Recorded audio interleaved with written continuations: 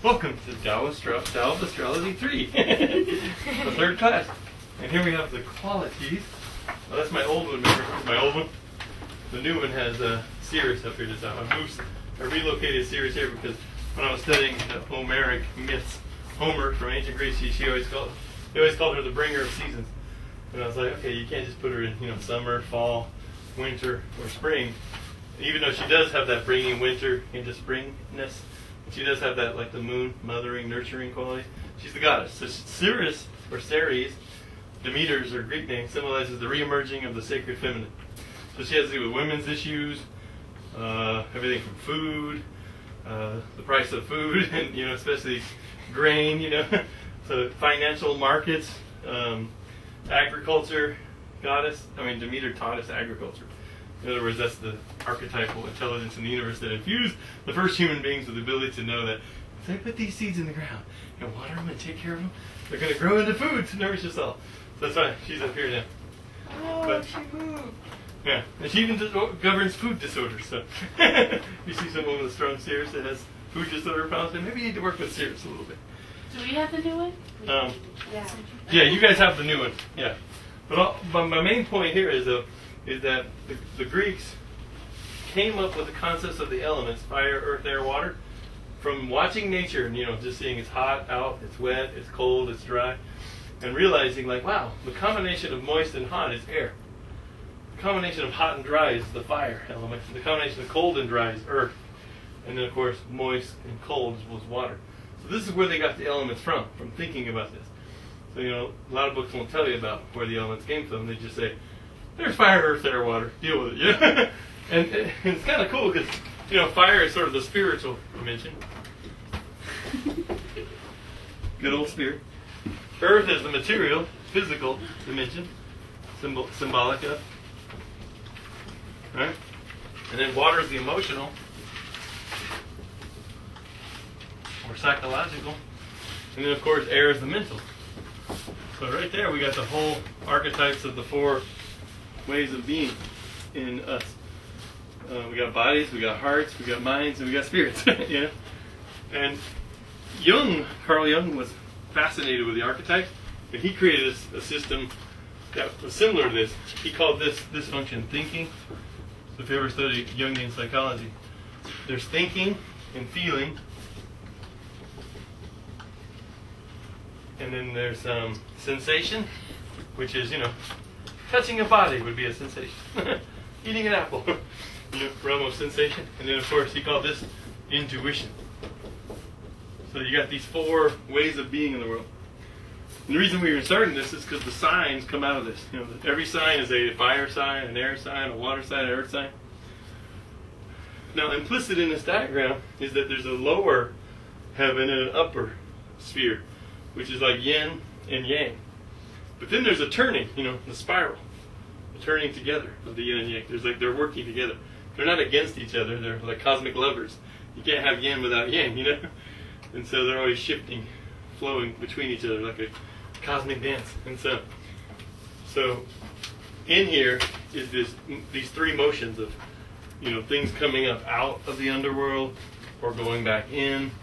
And then there's the sense of the spiral, the cyclic nature of time. And so when you combine those three ways of motion in the universe with these four elements, guess what you get? 12 archetypes, 12 signs. And so that's where all the signs come from. And so that's what we're going to look at to start with, is just a little bit of that, because it's important to understand. We have the solar system. Mm-hmm. Right. It's important to understand that. Oh, she's fast on that thing. The way I like to see it is that at the beginning of the universe, you have, I call it eternal being. That's my symbol. A little metaphysics here to start out. Eternal being. Call it whatever you want to call it. Tao, God, Allah. They always have the ah sound in it. Ah, om, om.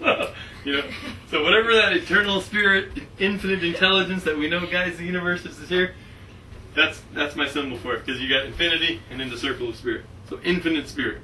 Didn't you have an infinity with a dot for a being? Yeah, well, actually, I have that in my new book, the Tao of Astrology I'm coming out with. I have a symbol for each of the houses I downloaded these symbols for the houses. Nice. Instead of having the 12th house, and you're hitting upon what I have for the 12th house. But we'll get to that. Anyway, eternal being. So when I always meditated on the equation, what is God divided by 2? You know? Like what happened? Okay, if every religion is talking about unity consciousness, and we have unity throughout the universe, well wait, out here we're in the place of maximum multiplicity. There's like things, and we're all separated, and there's no unity. So, what's this first step? You know, in the Indian tradition, they said, why would God create the universe? And their only thing that they could come up with is that God was a magical child play. So they called it God's play, or Leela. I think it's spelled something like that. I don't know. For Native American? No, India. India. Gandhi/India. Gandhi style Indians. My pen just ran out. You need a pen. She needs a pen. We cannot go forth without another pen. I have her other pen. Do you have one? I might. Okay, I have one in my backpack, top There might pocket. be one. There's like a cup up You there. should. I think I have like. Here you Whoa. If you need one, let me know. Okay. go. Okay, so the Leela. So I always say that God divided by 2 because of Leela. The Leela operator said, okay, and it created these 2 streams of consciousness, you know, which there's the yang, right, and then the yin. Oops. Let's go the other way. So Leela means child. It means God's play. It's like the divine is like a little child playing, having fun. Okay, so there's these 2 streams in the universe, and one of these streams is called yang, and one is called yin. This is all out of my new book, Tao Astrology. So this is like state of the art. Nobody's seen this stuff. Anyway, yang is the creative awareness of the universe. You know, creative awareness. In religions, and they've always called this the logos, the divine mind. You know, whereas the yin, which is always crossed, you know, in patriarchal religions, it usually gets a bad rap, is the Sophia, which is the feminine, the divine feminine. This is like the heart of God, that's the mind of God, you know? And this is more like the fabric of being, the sort of celestial fabric and patterns, the patterning that's in being. Like this can create, but it can't create without a pattern. This is the patterning right here. So you have that. Hey Peggy, come on in. I have been lost. Oh, Peggy. We have another guest from our party the other day. And to the Have a chair. wrong co-op Okay. first. Well, step right up. And this is so we're just talking about a whole class today is about the archetypes, the zodiac, and we're starting with a little metaphysics, saying that the eternal being divided into 2 parts. And you have the creative awareness, the yang. And these are 2 streams of consciousness that flow through the universe. You can meditate on these and tap right into them. And the yin is the fabric, the patterning, the Sophia. The yang is the creative awareness, the logos. In Hebrew, they call this the aleph. You know, aleph is like is the letter, or alpha in Greek. It's the beginning. It's the one. It's the spirit. It's really nothing able to be anything. So it's like infinite creative potential, right? And they call this one as a letter called mem. The mem, where we get the word memory from, is the water letter. And it symbolizes the divine heart of God, the mem, the memory of God. That's why all the memory of where it lives in the cells. When we genetically reproduce, we're taking 2 people and taking their mem core and sewing it together in a DNA strand and creating new beings. That's why the woman has to birth the babies, because women's bodies are a physical expression of this force here. You know, men can't do it. We're like, we don't know how, and you don't even know how. You know, I mean, women, you don't have to wake up and say, today I'm putting the arm on the baby. You know, you just that's the kind of knowledge that's just like wisdom. You know, it's realization knowledge. You know, and so that's where that comes from. But anyway, the reason this is important to astrology is that, first of all, every phase has 3 beautiful things. When these guys start circulating, you know, you get this.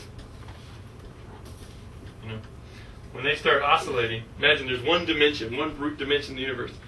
And I like to call it the creative void. Now, actually, this is not my symbol for the creative void. I have another symbol. the creative void is this, with two circles joined at their center. It's called the vesica Pisces. So that's the symbol, two circles joined, is the symbol metaphysically of light. You know? This is like God saying, let there be light. And this is containing it. It's the spiritual light. This is the void. The creative void. In the East, the void is different than the West. The Western void in philosophy is like this place of nothingness. But in the Eastern religions, the void is like this pure affirmation of life. It's like this spiritual, charged, potential realm. And so, what happens is all this stuff gets poured through the void before creation can happen. And when these guys start oscillating, I call this rhythmic vibration. So, I was meditating on this equation, what is God divided by 2, for like 7 years. And then finally one day at a coffee shop, it said eternal being dissolved into the rhythmic vibration of the two creative streams of consciousness in the universe, yin and yang, gave birth to the creative void, you know, the dimension that creates all dimensions. So, and all signs that are fire signs or air signs have their attunement in yang. All signs that are earth signs, like Pisces Taurus, Virgo, or water signs like Pisces and those guys, are tuned into this yin vibration. Where yang is more active, these guys are more receptive. You know? Doesn't mean they don't do anything. Like my friend Ko Hashiguchi says in the movie, he's like, yin does half of everything. Remember Yes. the movie? That's right. Yeah. So basically, even though this was more silent and invisible, it's still, you couldn't have a universe without patterning and fabric and the feminine, the heart of God, the feeling. But then there's this other force when they get together. And actually I have a little symbol for it. You know, and this is the force of the third force in the universe, the divine love, the Christ consciousness, right? So, Christ consciousness of divine love. And in Hebrew they have a symbol for this, which is Shin, the S letter, Sh. So this is M, Mem, this is A, Aleph, and then it's just, these are the 3 mother letters of the Hebrew language, you know. Shin is cool. Like the word for astrologers in their language is Shaf, which is really, they write the other way. They write their A's over here. Sha, and then F is their little P sound. So when they constructed that alphabet, it was like the spirit. This is the letter P, which looks like a little mouth. It symbolizes the archetype of communication. So the spirit communicates through the sacred flames. That's their word for astrologers. Spirit communicating through the sacred flames. Is that cool or what? And then for this one, I already showed you the other day, Aur, where we have the word aura from, Aur, which is Aleph, Vav, Reish, which means spirit fertilizing creation. So this is the symbol for light. This is where Ur comes from, where Abraham came from, the ancient city of Ur, where he was a master astrologer for 75 years, before he even went in to start the Hebrews. But anyway, so this is where we get the word Uranos. One of our planets has this name in it. Uranos means heavenly light, or heavenly father. So it's funny, if you read the New Testament in Greek, because every time Jesus talks about the kingdom of heaven, he says, the kingdom of Uranos, because that was the Greek word for heaven. So I was like, wait, so all the Christians are trying to get to the Greek god of heaven? Because Uranos was the sky father. Gaia was the earth mother, you know. Same thing here, you know. So Ur is light. And so Uranos means, and that's what Uranus is such a fiery planet. It comes in like a lightning bolt, like Prometheus stealing sacred fire. So what I'm getting at here is that there are 3 modes of motion in the universe. There's sort of an outward moving flow, which is very yang, you know. There's more of an inward moving flow, which is very yin, right? It's bringing things together inward. And then when you combine these 2, there's a spiral consciousness. That's when the universe starts turning. So this spiral consciousness is the flow between them, the dance between them, the cosmic levers. So this is a little bit of metaphysics, but what I want you to know is that these 3 motions, outward, inward, and spiral, are the crux of universal motion. You know, things can go expand out, things can go inward, and things can spiral, you know, in time or in space. So when you get that these are the modes in astrology, that this is cardinal, that's cardinal, or the outward. I prefer to call it outward, because then you're calling it what it does. Cardinal is just what they call in astrology, so that's the tradition. Let's go with that too. Cardinal, and then this is the fixed. mode where things are coming together, stabilizing foundations. So, which I like to call this the inward mode, because everything's coming inward. The 4 signs that are the inward signs have the honor of being the 4 living creatures before the throne of God: the lion, the bull, the eagle, and the man. The lion is fixed fire. See, fixed fire. Aquarius is fixed air, harnessing the power of the divine mind. Whereas Leo is about harnessing the power of the divine spirit, and then the creative potential of fire. And then Earth, fixed Earth is Taurus, harnessing the power of nature. And then that's why it's the gardener.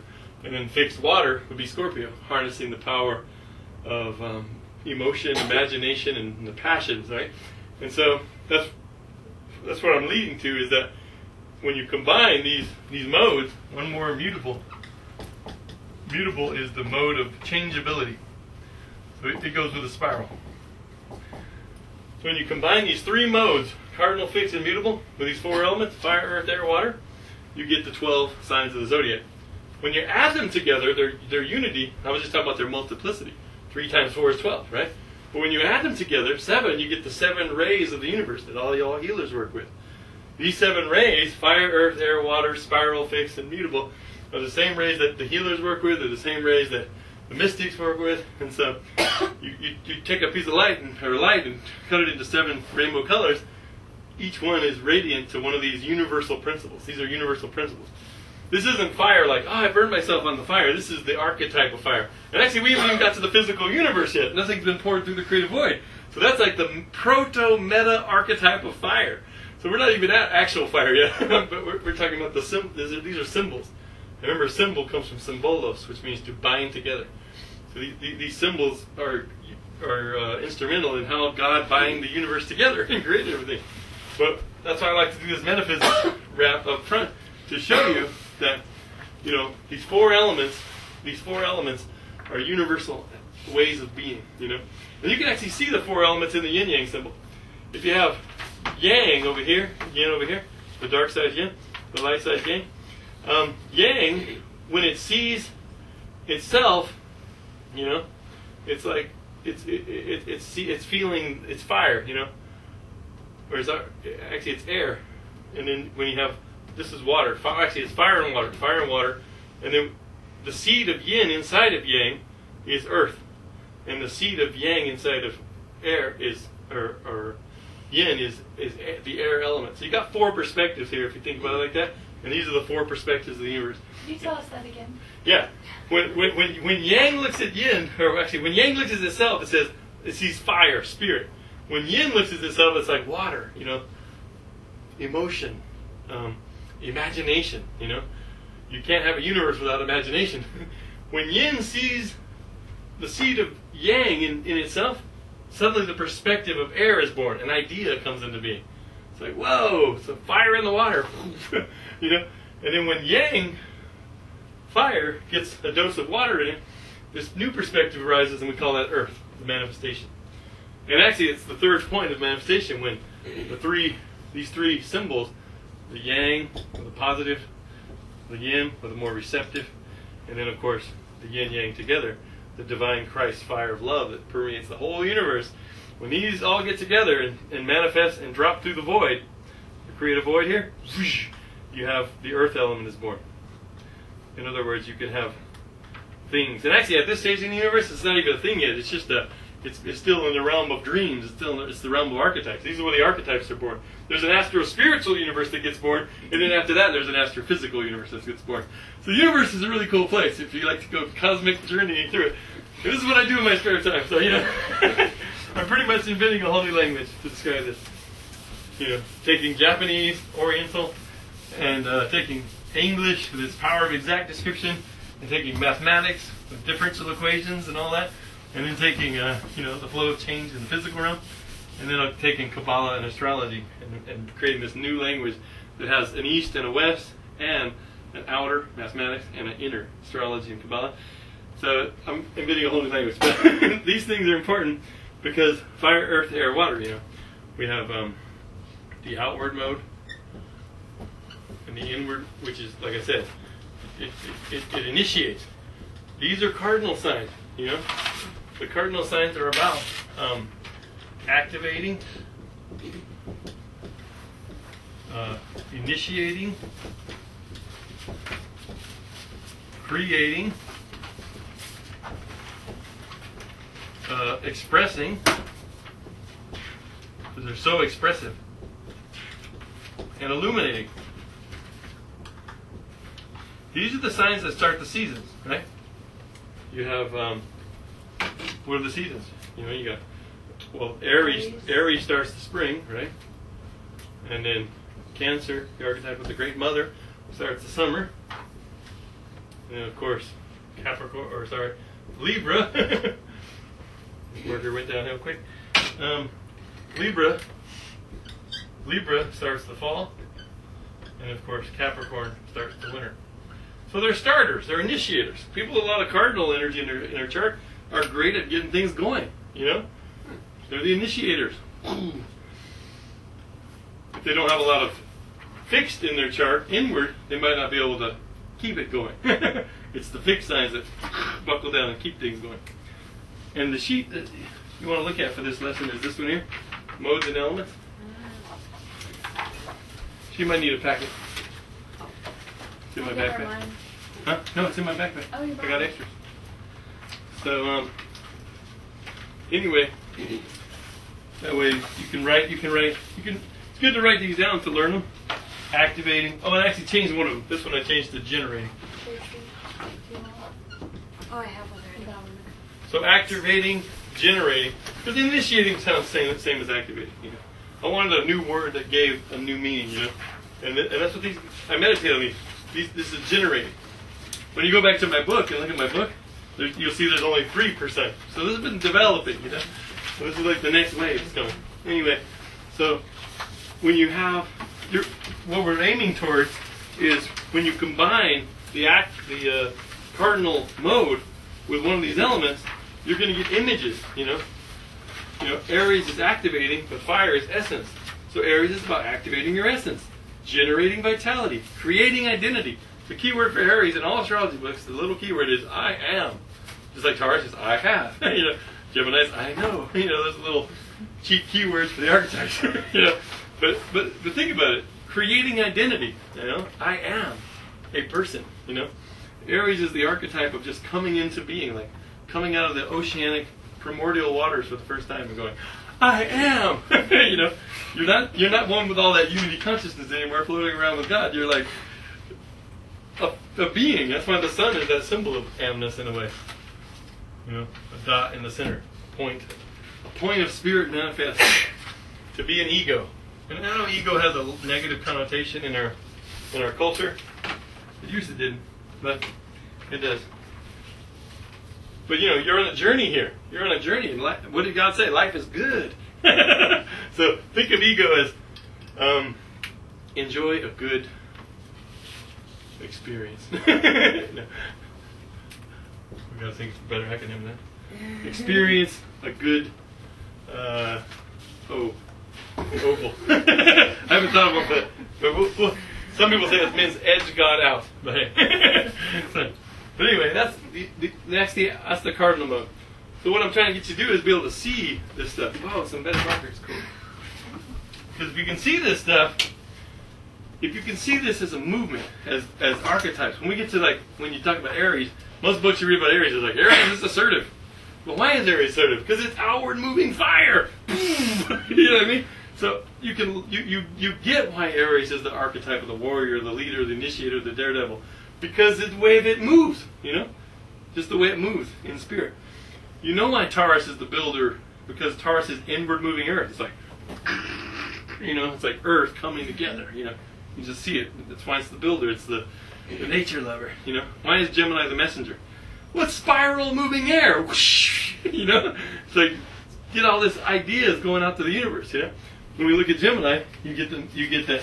It's about seeking awareness, adapting ideas, evolving thoughts, demonstrating concepts, distributing knowledge. That's what Geminis do best. She's a Gemini. They're always talking. How many times does he talk on the phone every day? How long is the transition period, like from one side to the next? Oh, Like, depends on the planet. Does it just happen in a moment, or is it like? Oh, what you're saying is the cusp. Okay. The cusp. What she's saying is, okay, when there's a sign, Because those right, are such extreme. and you have a planet like the sun coming into the sign, how long is the transition into there? Well, the transition is when the sun gets to 0 degrees and 0 minutes of that sign. That's the transition. So right, like if the sun's going into Aries from Pisces, and I've seen little children, little 3-year-olds born with 0 degrees, 0 minutes Aries rising. And then I go look at him and say, okay, let's see if these little Pisces. No, man, he's the maximum warrior. This kid's like Bam Bam over there. Bam Bam! You know? And I was like, wow, the 1st degree of Aries rising. And so, when it gets in that sign, it's in that sign. Although they call it a cuspal situation, when a planet's on the cusp, there's 2 situations. If it's before the cusp, you know, imagine you're a baby in the womb, you're like, I'm going to be an Aries. I'm going to be an Aries. Oh, I'm a Taurus. You know, 29 degrees. So there's this feeling of like, oh, I got left out. I thought I was going to be. But no, you know, you came at the last degree. So they call this a borderline case. You're a borderline case. And what it means is that you have this feeling of like you want to be an Aries. And actually, the first year of your life, you progress into being an Aries. Because the sun moves 1 degree per year of your life. So as a little 2-year-old, you're like, hey, I'm an Aries. You know? And then for 30 years, you integrate that archetype. So you can always see when the sun shifts signs, just count how many degrees to the next sign, and that's what year you're shifting to the next sign. Like my sun was pretend this is Aquarius, my sun was at 16 degrees Aquarius. So in 14 degrees, 14 years, my sun, by progression, moved into the sign of Pisces, because I'm Aquarius, down here. So it went boop. At my 14th year, because 14 degrees, I was supposed to have Pisces experiences. Well, what is Pisces? You know, the archetype of the mystic, the poet, the visionary, the dreamer. Well, at 14, I started writing poetry. I started having all these visions about the universe. I had all these visions back at 14. I'm just now getting to understand them. You know, back then it was just like coming at me, and I was like, I couldn't get it. You know, but now I get it. And so, but man, Pisces just kicked in. I started writing fantasy novels, total escapism through role-playing games. I used to have friends over like this, around the table, every night, and we'd be going on adventures, create all these mythic characters, and I would do the people's charts that would play in the game, and what happened to their character in the game reflected what was going on in their life. And I could guide them through their character in the game by telling, like, you know, looking at their charts. They were like, whoa, this is bizarre. But yeah, I totally entered the archetypal universe at that age. So, anyway, when a planet's at 1 degree of a sign, it's kind of like, it's like, you know, you've been going along and you're like, I'm gonna be a Pisces, and then you're like, no, I'm an Aries. So there's a little feeling of nostalgia, like, I kind of want to go back and be a Pisces. I want to climb back into the womb, you know, because Aries is about like, I am, and Pisces is about being a universal, you know, current of like inspiration and connected to the unity consciousness. So this is like Pisces in the 12th house is like the experience of being in the womb. They always say that your planets in the 12th house, before they said it, describes your experience of being in the womb. I had Jupiter, Neptune, and Mars in my 12th house. Mars is a very hot planet. Jupiter's big, expansive journey, and Neptune's imagination. Well, my mom, from my report I got from her, she said the whole time she was pregnant with me, my mom's a big lady, so I had a lot of room in there. She's 6 foot, you know, and I was like, cool.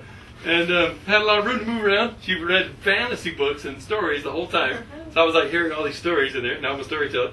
And then Mars, she said she craved hot sauce the whole time. She's like, I can get that hot sauce. But, so yeah, you know, so the 12th house describes your womb-like experience. Some people have Saturn in there. They're like, it was too tight in there. Maybe their mom was too small and they felt like they were being crushed or something. Saturn. I had one kid whose parents smoked, and they had Pluto in there. You know, it's like so they were feeling like smoke energy coming down the pipe, coming down the chimney. But yeah, so there's a section in my book where I talk about that borderline case.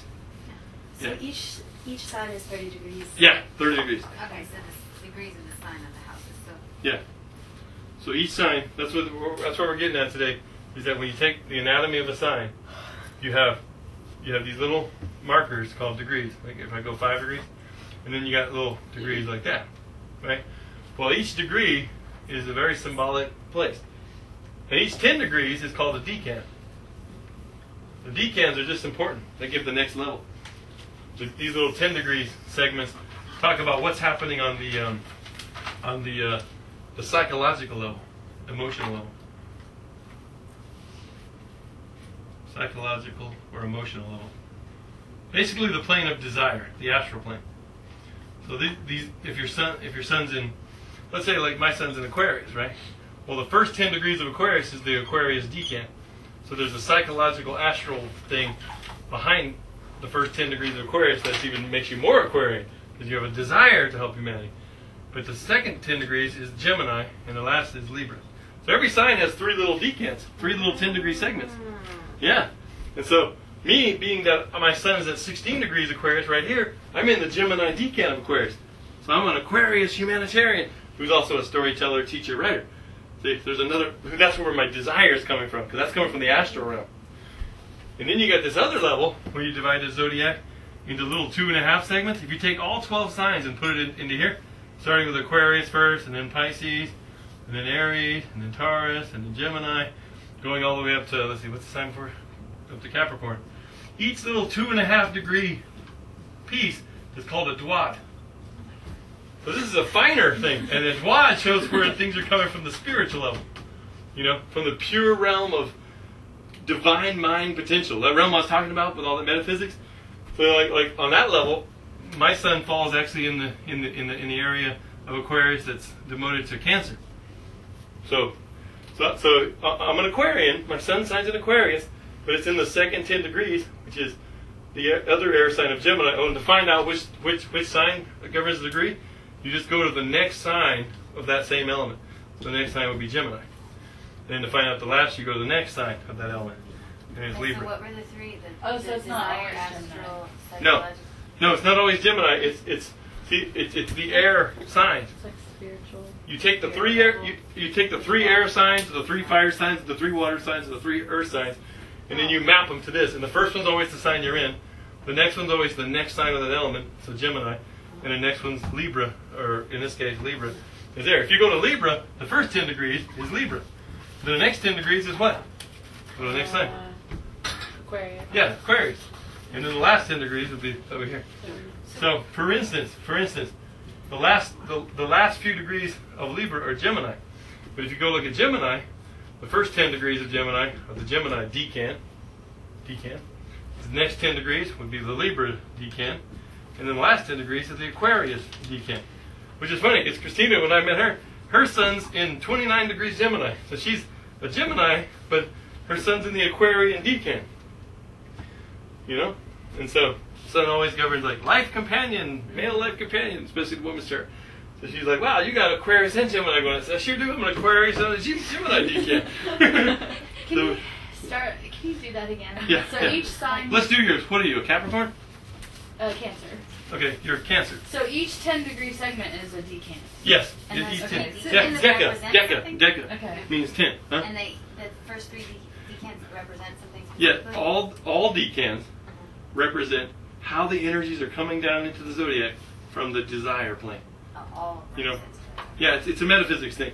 Okay, the divine mind is where it all happens, at the unity consciousness level. And that's the sort of the intentions of the divine.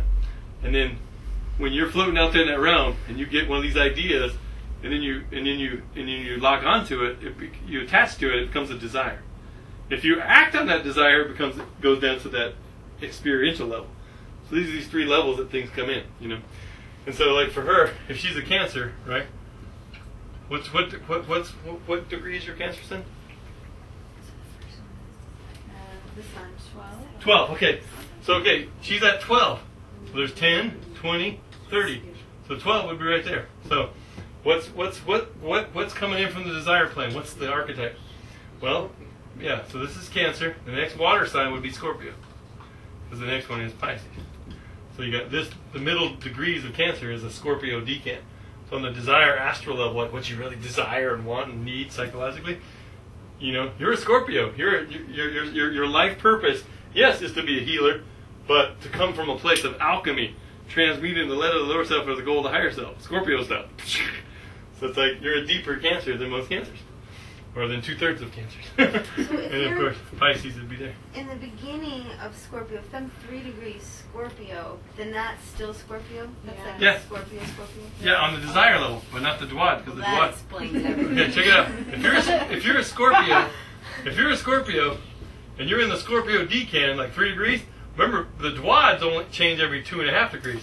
So if you were right at 2 degrees Scorpio, he'd be Scorpio, Scorpio, Scorpio. He'd be an intense one. But then the next sign of the Scorpio is Sag, right? So your sun at 3 degrees is, yes, on the experiential level you are Scorpio. You're here to manifest in your life purpose the archetype of change and rebirth and all the rewords: regeneration, recycling, renewal. And on the desire plane, you're doing that too with your emotions, your heart. However, on the higher spiritual plane, you're a Sag, you're a wanderer, you're a gypsy, you're a traveler, you're going to rainbow gathering. Woo!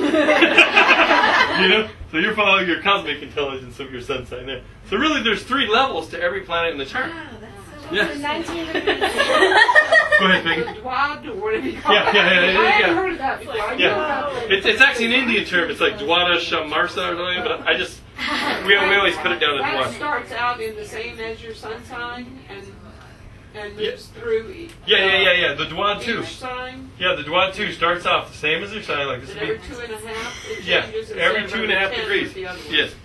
It's very fascinating when you look at your progressions with this. It's like my progressed midheaven, when I started making the film, went into a Pisces zone in Scorpio. So it suddenly shifted into Pisces, and I was like making films like crazy. And then when I actually finished the film and got it in the editing phase, I was in a new beginning. It was like went into Aries. So by progression, because progressions things move real slow, like 1 degree a year. So you can watch what your Dwads are, your 12 divisions, and then your decans. When people shift decans, they shift into a whole new 10-year phase of their life. When they shift Dwads, they move into a new little 2.5-year phase. Yeah, So the wads, by progression. 2.5 degrees, it starts with the sign, right? Yeah. Or does it go through all 12? All 12, yeah. Okay. You always know the last one is always the sign before the sign you're talking about. Okay. So like if this is Scorpio, then this would be Libra. So that would end with Libra. Yeah. So you don't have to count to find out like if something's here. You just go if one's like say like at 21 degrees right here, 4 back, 1, 2, 3, 4. You just go to this side and go 1, 2, 3, 4. Libra, Virgo, Leo, Cancer. You go Cancer. So they're easy to spot once you're used to spotting them.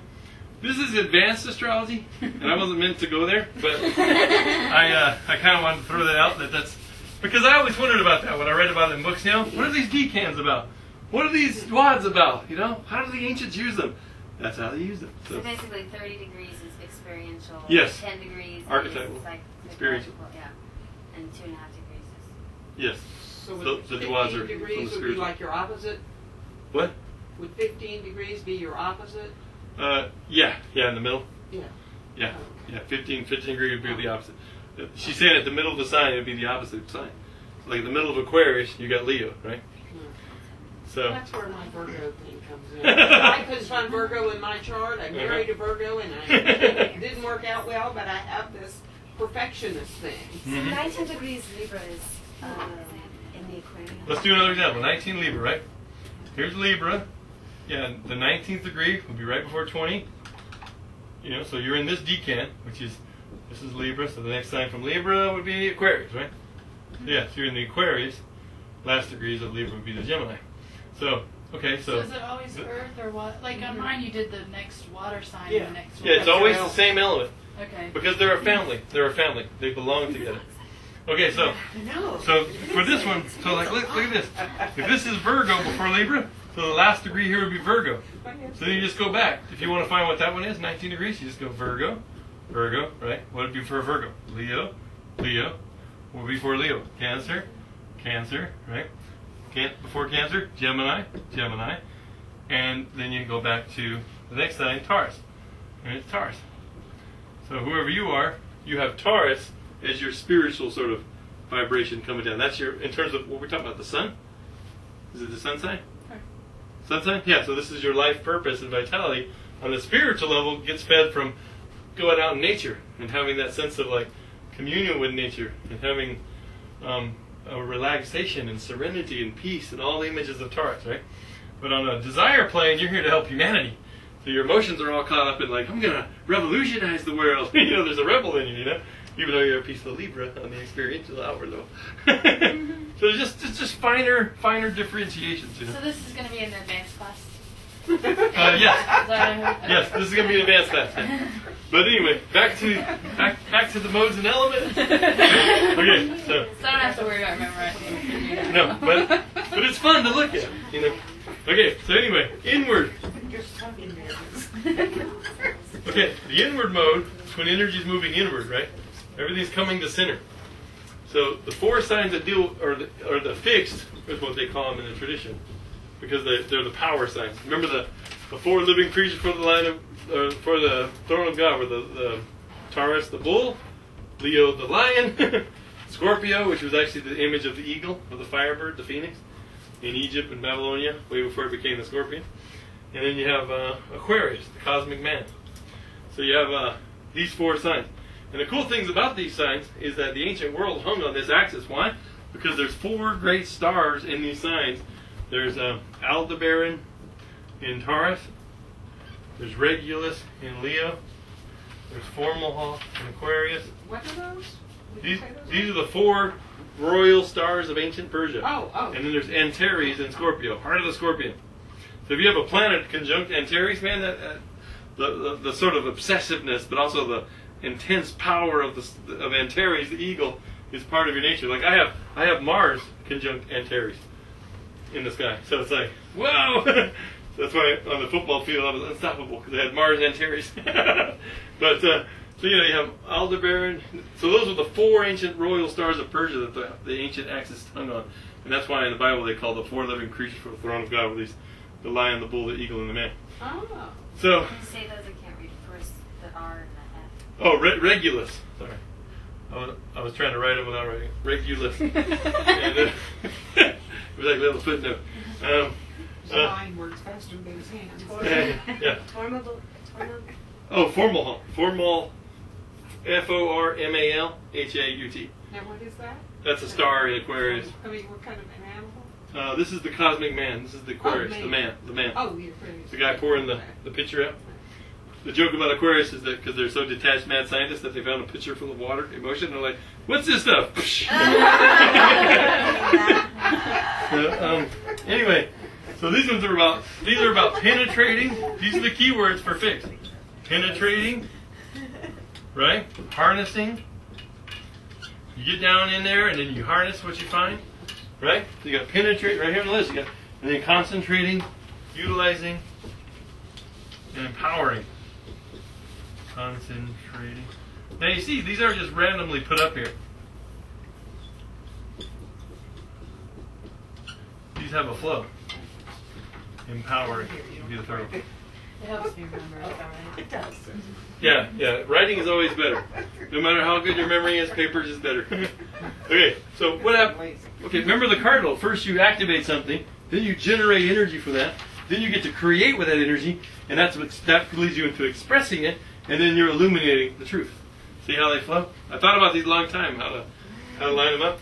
Penetrating. You penetrate down in there, and whatever you find, that power, you harness it, right? And then concentrate it, and then you use it, and then you're empowered through it, So the fixed signs are the power signs. They're the strength signs, So look at Taurus, look at Leo, the lion, Look at Scorpio. Nobody's going to call Scorpion wimpy. Aquarius, we're strong in the mind because they're harnessing the power of air, which we're going to get to air, is awareness, ideas, and thought. So they're harnessing different things. Taurus is harnessing earth, nature, the druid. Leo's harnessing the fire, so he's utilizing fire, vitality. That's what performers do. They utilize vitality. That's why Leo's the silent performer. And then, of course, Aquarius is about empowering ideas and concepts, or concentrating those. You can never get an Aquarian to change his mind, because concentrated, fixed thoughts. They're like, once they figure it out, that's it, You have to bust them over the head to get them to think different. Right. And then Scorpio is about what? Fixed water. So try to change a Scorpion's heart. It's like once they feel a certain way, it's like that's how they feel. You ain't changing that, because this is fixed water. Death. Yeah. Fixed water, ice, exactly. Revenge. So, anyway, let's go do the mutables now. Just to get through this. It's fun to see this because you're learning the zodiac. This is the way the zodiac was sort of given to me, in a sense of how it moves, So let's do the spiral or the mutable signs. These are the educational signs, the mutable. They might not be as strong as the cardinal and the fixed, but they are the best at learning, And actually, our society has a the main thing that's wrong with it, if you look at the four mutable signs, Gemini, Virgo, Sag, and Pisces, is that we start off in elementary school learning our reading, writing, arithmetic, learning how to communicate and do that, right? And head knowledge. And what happens is we go straight to college after we get out of our 4 years, 12 years of school, and we go get these higher degrees, and we've skipped Virgo, the archetype of the mentor. We've skipped, we have all these people with all these advanced degrees that don't know how to do a skill. So when you eliminate Virgo from a society, the phase of apprenticeship and mentoring before college, then you automatically eliminate its opposite, Pisces. And so the society starts having a spiritual decadence in it because we can't get to here, you know. Like me, I started learning all the stuff as a kid, and then I learned at 14 I could have an apprenticeship with an astrologer, which led me to college. When I got to college didn't have anything to teach. I dropped out with a 4.0 in astrophysics. I was like, you guys don't have nothing to teach me here. I'm trying to invent this new language, and where's the book on that, you know? So I got to teach them, you know? And so now I feel like I've been in college since, you know, after I left college, I went on the journey and, of course, explored all this stuff. And now, because I went through this phase, now I'm getting that spiritual insight. The stuff I've been showing you guys is like I got to this stage. You know, and there's a cycle and all this, that, and the other. But these signs are the educational signs. They're mutable. They flow. And life is a process. You know, Aries might be an outward sign. Taurus might be a Gemini, a fixed sign. But they're a little set too. Because in life, you take action, you take responsibility for that action, and then you learn from it, and then you start again. You know? So there's a threefold cycle in life. It's just like doing something, and then solidifying it, and, you know, taking responsibility for it, and then learning from it and growing. You know? Like me making the movie. I just went for it, did it. And then I solidified it into form, and then I learned from it. And now, like, my next movie's going to be better. Better, better, better. You just do it. Most people in this culture are so afraid of failure that because we live in a fast food restaurant kind of thing, where people just want, like, their hamburger and go. And so people try something and they fail once and they give up. You know, they're like, oh, I'm not good enough. I knew it, you know. Whereas the failure is actually the key to the success. Because you got to fail like 9 times out of 10 before you know how to do it right. And then you do it and everybody's like, whoa, overnight success. Yeah, after 10 years of sweat, blood, and tears. You know? You said take action. What was the middle one? Take action, take responsibility, and then grow and learn from it, you know. That's just the natural cycle of science. That's what the modes teach us. If anything, the modes teach us about the natural threefold act that life happens in. And you see that in everything from the Greek plays, you know, Act 1, and then Act 2, and then Act 3 is where you get the ahas. You're like, aha, you know, the realizations of everything the story's been building up to then, you know. It's kind of cool. So here's the mutable signs. You know, Gemini is a storyteller. Virgo is the wise mentor. You know, they're anal retentive as hell, but they're wise.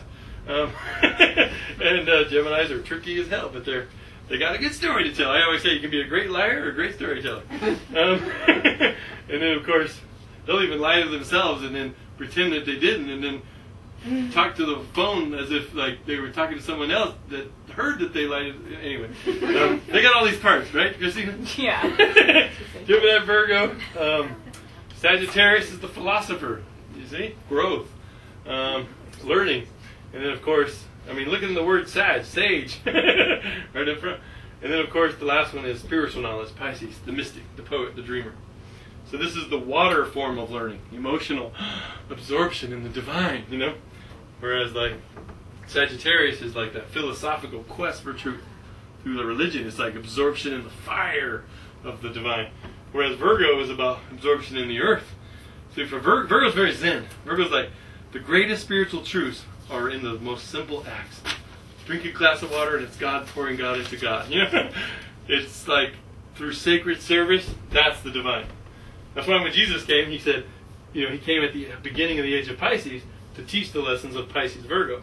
Universal love, Pisces, through service to others. Divine imagination through craftsmanship and devotion. You know, so that's the age we're in.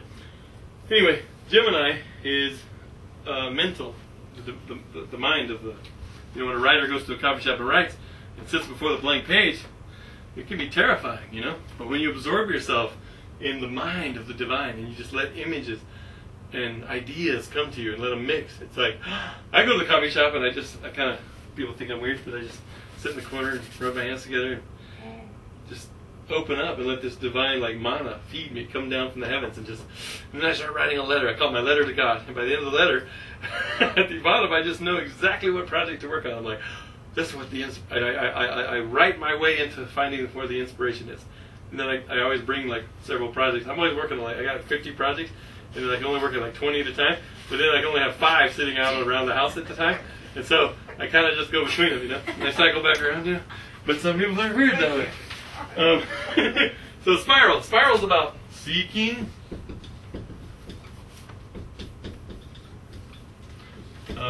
evolving. Or am I out of order here? Adapting, yeah. Well, I changed evolving. See, I'm going back to my old keywords. I changed, because adaptation, evolution. See, you get where I went with that? Adapting. Next. Seeking, adapting. Yeah, then evolving. Is it? That's the way it is on here. Yeah. Evolving. Reading. Yeah, evolving. Then is it distributing? Demonstrating. Yeah, then you demonstrate. Then you distribute. I've been mixing my words up here lately. And then you distribute. Distribute. Now, here's the thing. See, okay, let's take Gemini. Gemini is an air sign. So it's seeking what's air, the first word. You don't have to take the first one, but awareness. And then seeking awareness. That's what Geminis are full of this insatiable curiosity. You're like, hunger for knowing. So they're seeking awareness. And then the next, you have adapting what? Ideas. Yeah. So they're always like, ooh, we could take this, we could do that, and we could do this. And then evolving thoughts, and then these thoughts start evolving to a bigger level. And then bam, demonstrating concepts. You're like, here I am, just demonstrating a concept. And then distributing knowledge.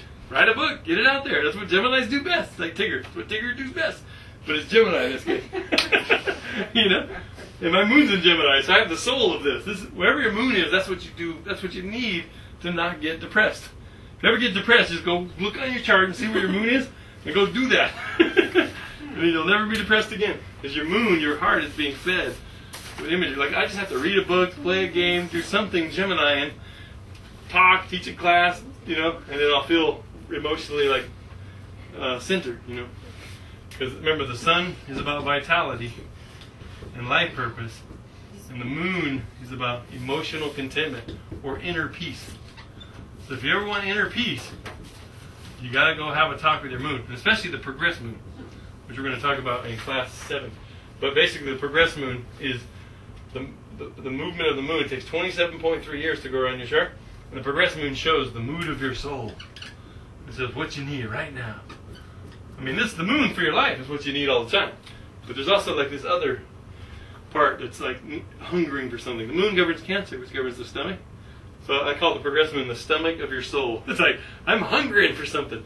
If it's in Pisces, it's hungering for spiritual knowledge for 2.5 years. It takes 20 years to go around, so it takes about 2.5 years per sign. So the progressed moon by sign is always hungering for that sign. And when a client comes, you look right to the progressed moon, because that'll tell you what they need to feel emotional contentment. Because usually when people come, they're like all out of sorts. Not always. Some people just want to know their chart because they're curious, But most times they're like having a problem of some kind, and you're there to counsel them and help them through it. And so one of the best things you can do is point to that progressed moon and say, your progressed moon is in this sign and it's in this house. And it's making a square to Uranus. Maybe you need some weirdness in your life. Shake things up. So you can suggest ways of feeding that moon by progression. But yeah, so the moon's inner peace. So that's a little side trick again. And it moves a sign every 2.5 years? Yeah, the progressed moon. Yeah. Starts off in your birth sign. 2.5 years later, it goes to the next sign. Just goes around. When you're 27.3, bam, it comes right back to where it was when you were born. That's when you have the first glimmerings of the Saturn return at 30. Because the progressed moon comes around and says, okay, this is your emotional Saturn return. This is your restarting the button of your emotional field. So 27 to 28, people go through this like emotional tearing down and getting ready to rebirth.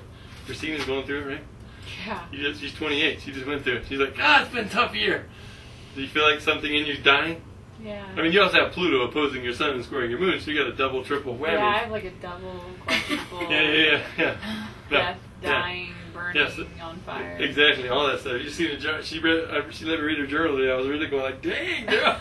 But you know what? That's how I felt 3 years ago. I was going through the same thing when Pluto was opposing my Moon, and I know how it feels to have your soul boiling. You know, it's like, but you know, the universe is getting you ready for something to be able to contain more. But you have to be able to like let go of old self to get to new self. But yeah, so your physical Saturn return won't be fully completed in all else that are coming up on 30 till 29 and a half. Right when 29 and a half strikes, it's like, okay. And then you move into 30 and you're like, okay. The cycle of, like Stephen Forrest said in the movie, dreaming your life is done. And now it's time to make the dream real. And commit and make a stand in your community and say, this is what I'm going to be when I grow up. I grew up just now. If your moon is in Cancer and moon is the sign of Cancer, is that like, does it mean more? Like, Yeah. Is it more It's like dignified. It's strong there. It's at home. It's in its domicile. It's called technical term. You know. So, and if it's in the opposite sign, it's in a state of detriment. In other words, it's like far away from home and it's lost its wallet and it's freaking out in a foreign land. It's like, So a planet in detriment can either freak out and have a culture crisis, or can decide, I'm going to make this into a great adventure. It's like Venus in Aries. Venus loves to be in beautiful Libra, but when she gets in Aries, she's like that lady on Indiana Jones riding the elephant through India, you know, trying to pour perfume on the elephant. You know, like, remember that lady, the dancer? Yeah, and then next thing you know, she's riding an elephant through India going, where did I get myself? She's like throwing snakes off of her and stuff. And so that's Venus in Aries for you. The beautiful woman on this dangerous adventure quest, you know? And so, you know, so you can make it into a culture shock or you can make it into a fun adventure. It's all a state of mind with planets in detriment. And then planets in fall are the next step beyond that, worse. Planets in their depression and their worst sign, they're just like Mars in Cancer. Mars is the warrior, and Cancer is the mother. And when Mars is at home in the mother's snow, Mars just feels so deflated. All of its fire is put out by Cancer's water. It's like the last 5 months. You know, Mars was retrograding in Cancer. So spent 5 months there all Christmas. So everybody, and then you know, look how the economy with the home market, depression. You know, it's just been, you know, hopefully we're coming out of that now. Now Mars is in Leo. How do you know when a planet's in fall? Okay, every planet has a point of where it's in its fall. Check this out. You guys weren't here for the first class, so I'll just have to pop it up here real quick. But it's good to review it. Right, you got these 12 divisions, right? Okay, so here's Aries, Taurus, Gemini, Cancer. I'll move out of the way when I get it done. Leo, Virgo, Libra, Scorpio. Oops, that's Virgo more. Scorpio, Sag, Capricorn, Aquarius, Pisces. Okay, so here's the deal. The ancients always gave the sun to Leo and the moon to Cancer. Mainly because these are the luminaries and those are the months when there's maximum amount of light on the earth. At least in the northern hemisphere. They were biased. But, you know, the sun is the royalty of the king, and the sun, and Leo just goes with that, right? In the 12 tribes of Judea, that's the tribe of Judah. That's why they call Jesus the Lion of Judah, because he was born in the tribe of Judah, and that's the lion. You know? When Moses camped in the desert, they put the 12 tribes around the tabernacle in the order of the zodiac. But when they marched through the desert, they marched in reverse direction. You know, Pisces would leave first and go, because that's the direction the ages progress according to the equinox. Yeah. So, and you know, Aaron had his breastplate with the 12 gems. You know, it was like they were like all astrological back then. So here's the sun and moon. So you got Mercury, govern Virgo and Gemini, right?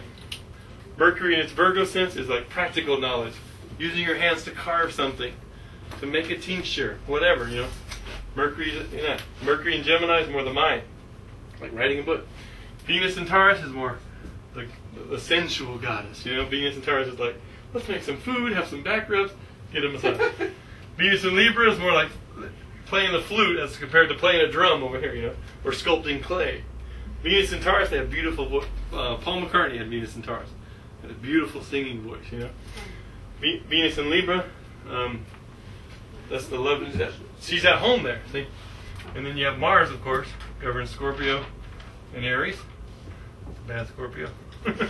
Alright. And then, of course, Jupiter governed Pisces and Sag, the two religious signs. This is more the emotional component of religion, where you're just in love with God, Pisces. Jupiter and Sag is more like some philosophers sitting around thinking about, abstract philosophy, But they're codifying the religion with like the 10 Commandments. Check it out, Saturn governed the last two, Capricorn and Aquarius, the past and the future. Aquarius governs the future. So that's the traditional rulerships right there. These are the planets that go with them. So when a planet's in its opposite sign, it's in its detriment. So if Mars was in Libra, it'd be like a warrior with a flaming sword in a china shop going, oh my God, I'm going to break something today. Because he's all like rough warrior, and he's like, oh, got to be graceful. So he feels uncomfortable, just like I talked about Venus being in Aries. Now, the signs of exaltation. Let's do that. Ooh. Well, we'll get to where it comes from, but let's just put them up here. Okay.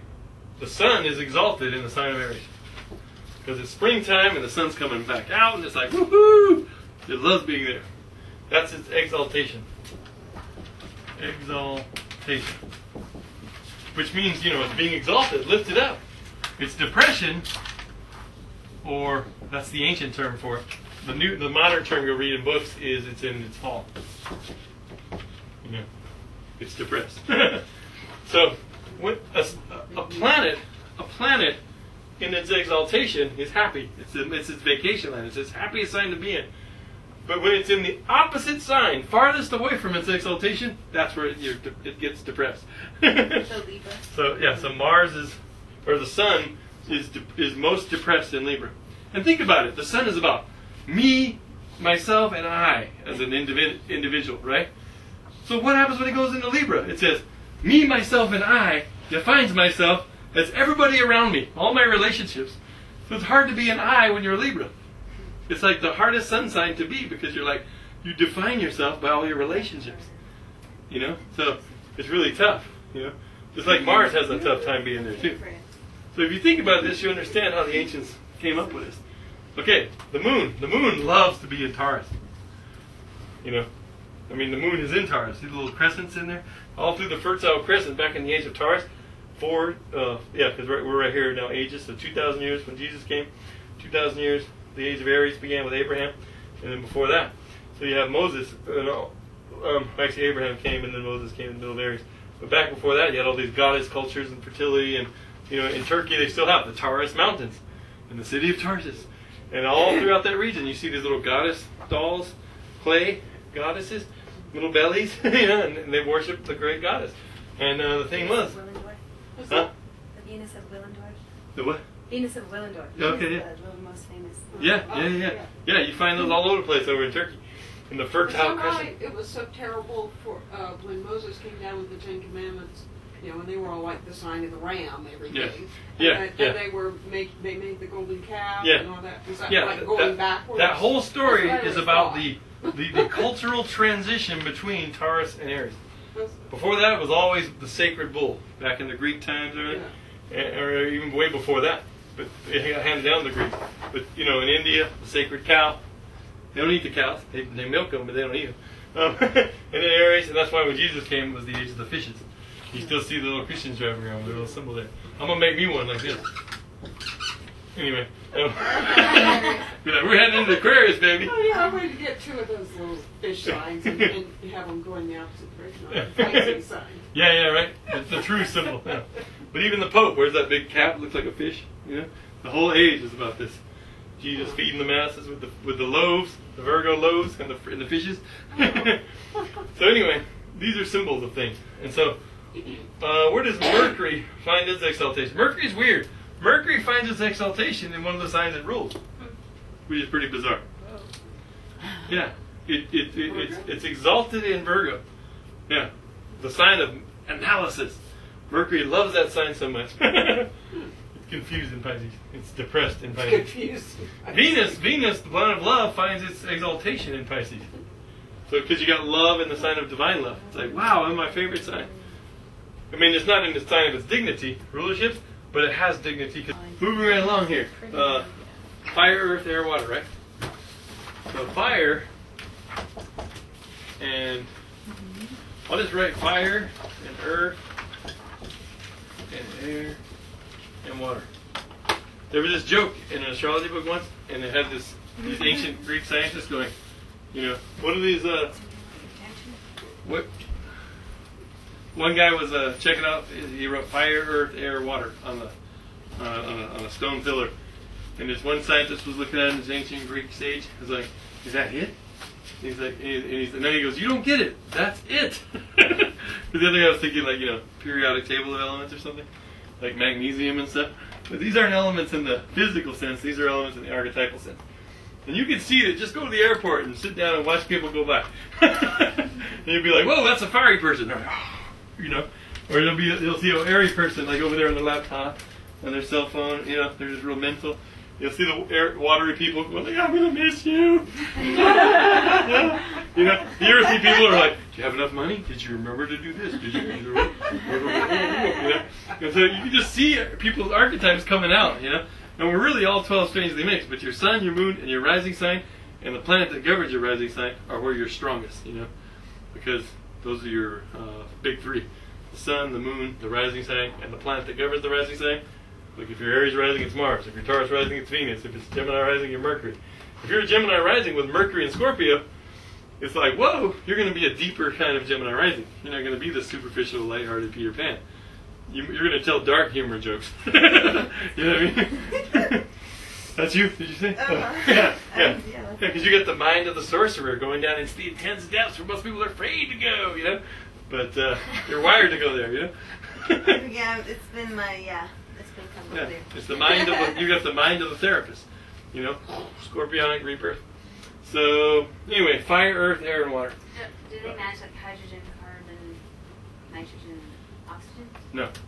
What do you mean? Like the first four elements. No. They're hydrogen and helium are first, and then lithium is third. Yeah, it's a whole different thing. Carbon is 8. I mean, is it carbon, earth, fire, hydrogen, earth? Well, obviously, I see what you're saying. Like air could be oxygen. Yeah, water could be like Water. H2O. It's hard. See, that's what I mean. It's hard to like try to do that because you're taking two different things. Like the chemical element table is different than the 4 elements. I mean, it's the same word, elements, but they're not the same. Like poetic versus. Yeah, like poetic versus I scientific. forget what they're in phytochemistry. I think she related them to the. She related? Four, yeah. Oh, okay, that's cool. And what was the affinity? I know Earth is carbon. Affinity that's just like your is the modern planets Pluto, Scorpio, Uranus, that's the modern. Aquarius, Neptune, Pisces, yeah. Of course, Chiron, Virgo, Ceres, the grain goddess, big asteroid. She's a dwarf planet now. Is Taurus. But yeah, so fire. Look at fire. Fire is right here. Essence. You can really feel that. The essence of something. The fire. The spirit of something. The vitality of something. Vitality is the fire. People with fire have a lot of vitality, right? And they really know who they are. The fire signs. They have a strong identity. And then you go down the list. You got consciousness. Because that kind of strong identity cultures this kind of consciousness. Like Sagittarius is about. It's a mutable sign, so it's about demonstrating consciousness. It's the sign of the philosopher. And then, what do we have as the last one? Is, leading to inspiration. Fire signs always inspire, Unless they're working their shadow signs. Then Aries turns to anger. Sagittarius turns to overindulgence. Leo turns into narcissism. Every sign has a shadow sign. And I'm going to give you some sheets next week. Well, not next week. We're going to have a class next week.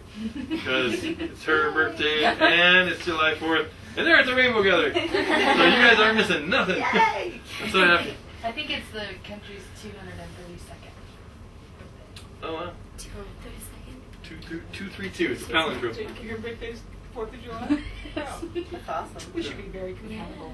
I'm 15 degrees of Pisces, so you'd be pretty close. So imagine this. Okay, fire in the Sagittarian sense would be about mutable fire. So Sagittarius, why is Sagittarius the philosopher, the thinker, the sage? the traveler, the sports person, right? Why? Because they're about seeking your essence. That's what philosophers do. Let's seek our essence. What are we? What are we? You know, evolving or adapting vitality, evolving identity. You're like, who am I? What is the meaning of life? That's what the philosopher asks. So you're asking, like, you know, let's evolve our identity. Let's demonstrate consciousness. Let's distribute inspiration. So Sagittarius, people out of Sag, like myself, with 4 planets in the rising sign, we like to distribute inspiration. You know, this is the Sagittarius is the sign of broadcasting. It's the sign of like just teaching. You know, so that's why those signs are like that. Leo's the same, but Leo, the difference is harnessing. See, penetrating the essence of things, harnessing or utilizing vitality. That's what performers do. They get in that spark of fire and then use that energy. And then, of course, you know, the fixed energy here for that would be concentrated identity. When you see a Leo, you know you're looking at Leo because they just got this concentrated, fiery, lion-like identity. You know, and then you go further with it, and you got the utilizing. Already said, but you don't have to mix these in the order that they are. Like I just used utilizing with vitality, and down here vitality was second, and utilizing was fourth. So you can just mix them. Empowering inspiration. You know, that's what Leos do. They're the sign of royalty. You know, they empower inspiration. So let's go to Earth. What are the Earths? The Earths we have. What were the fire signs? Fire. Yes. The fire signs are Aries, Leo, and Sagittarius. And now we're going to the Earth signs, and the Earth signs are Taurus, and Virgo, and Capricorn. So Earth is about, what's the first thing you think of Earth? Nature. Yeah. Nature is about, getting out in nature. And then what's next? Why did I put resources next? Because when you get out in nature, what do you see?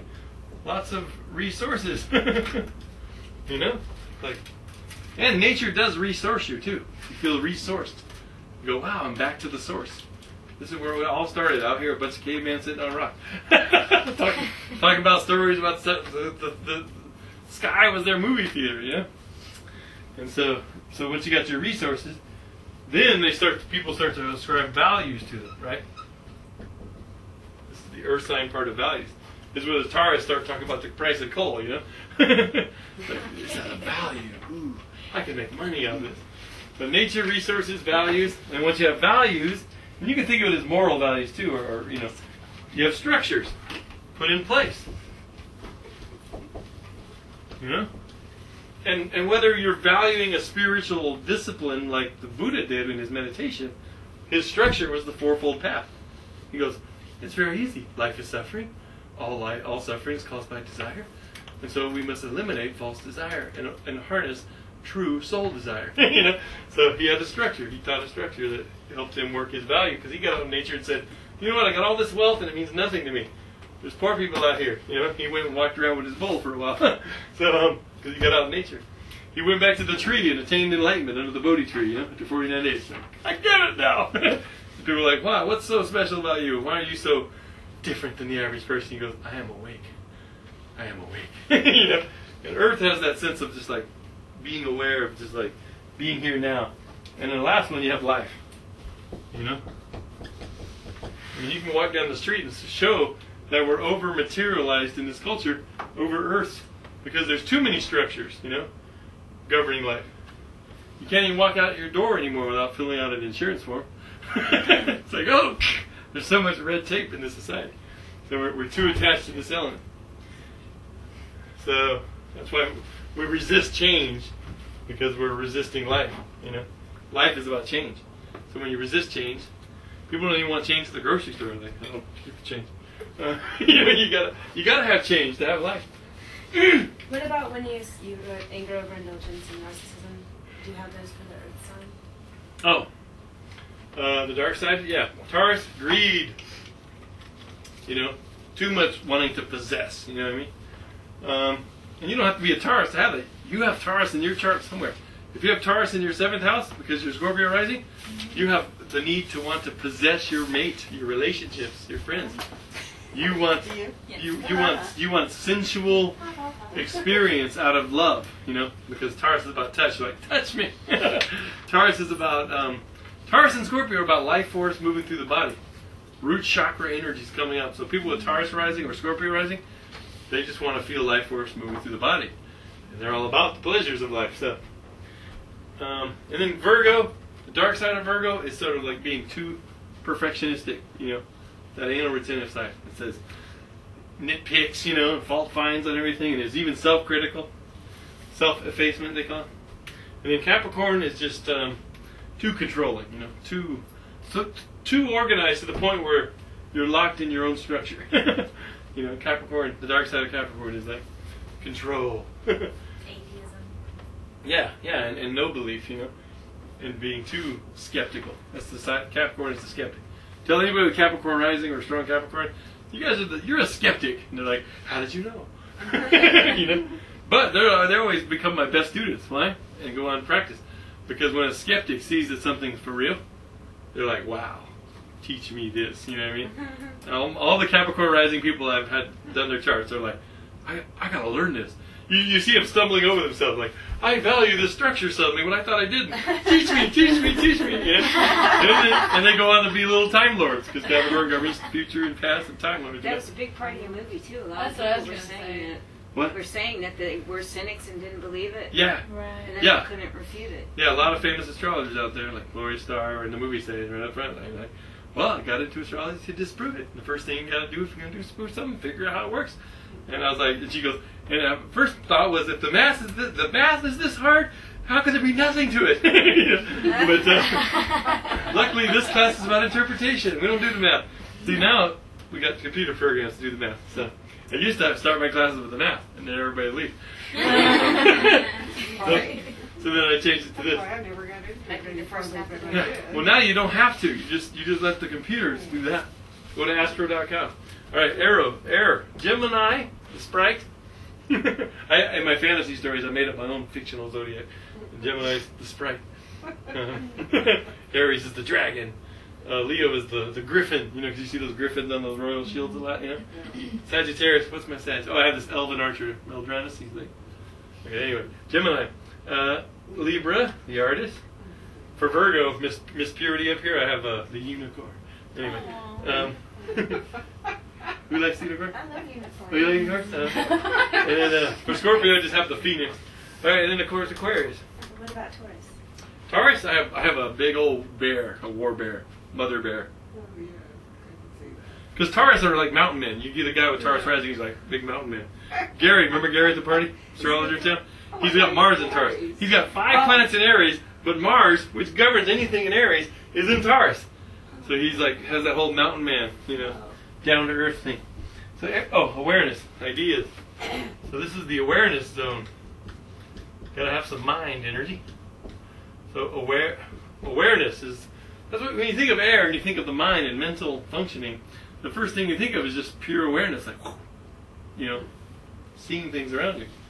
And then you get ideas and you start naming stuff, you know. You're like, oh, a racer, you know. So ideas come from just being aware, you know. And then what comes after that? Look at the sheet. Thoughts. Because when you start getting ideas, you start putting them together, you get these complete thoughts, right? You're like, oh, that's a great thought. It's like a string of ideas coming together, right? So you're having these great thoughts from these ideas, you know, that we, you know, when we're cavemen walking around, we're like, oh, rock, water, you know. So awareness, ideas, at least the thoughts. When you start getting thoughts adding up, you start getting concepts, you know. Like if I see a planet in the sky, that's a planet. If I see that planet moving, that's a thought. Whoa, planets move. And then I say, oh, it goes around the sun. That's a concept, like, oh, orbits, and, you know, it starts to get bigger. And that leads to fields of knowledge, like astrology. So the air signs are all about that. And so if your moon is in an air sign, that's what I meant by steep yourself in this ideas, knowledge, you'll feel really good. You know, if you're a water sign, it won't work. Water signs are totally different. So, do we want some shadow sign here? Yeah. Gemini is trickery. You know, they're like the ones that are like, you know. Well, they make great thieves. Gemini and Sag, yeah, because Mercury, which is Hermes in Greek, Hermes was always called the god of thieves. But he also governed commerce and trade. That's why you have a lot of people in the commerce and trade industry that are really thieves. You know, because they can't help it. They get grabbed by the dark side of that archetype, and they just sort of like, wow, we could just shave a little bit off, nobody will notice.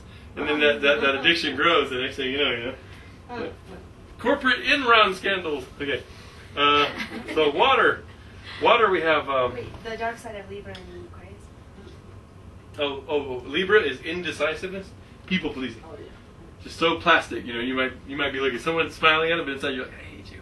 It's that vanity that comes from too much beauty, you know, like too much attachment to that kind of grace, you know. But yeah, indecisiveness. There's a joke about Libras. If you're going on a date with Libra, tell them what time you're going to be there, and just don't let them see the menu. Just order something for me because you're going to be there. Because they can't make up their mind. Yeah, you're going to be there for 3 hours, man. It's like this or that. Yeah. Or this. And even on the phone before the day, why don't you wear your red outfit? Yeah. Make suggestions that sound like, oh, I'm beautiful. Because then they'll be like, oh, okay. And they don't have to make up their mind. You know?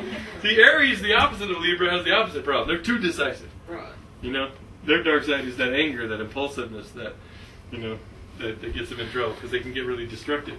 Libra is destructive in the sense like Miss Libra Moon back here. I'm gonna sneak a McDonald's ice cream on the way home every day, and then you get candida from too much sugar in your body. You ain't fooling nobody.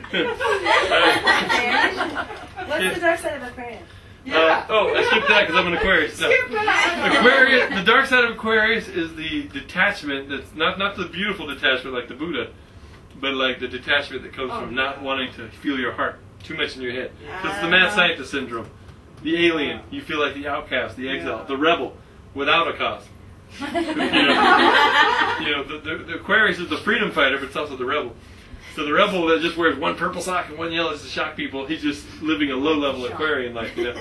But if he steps it out and says, you know what, we're going to truly innovate, we're going to invent something, you know, that's the positive side of Aquarius. But yeah, Aquarius can be cold, detached, the cold fish, you know.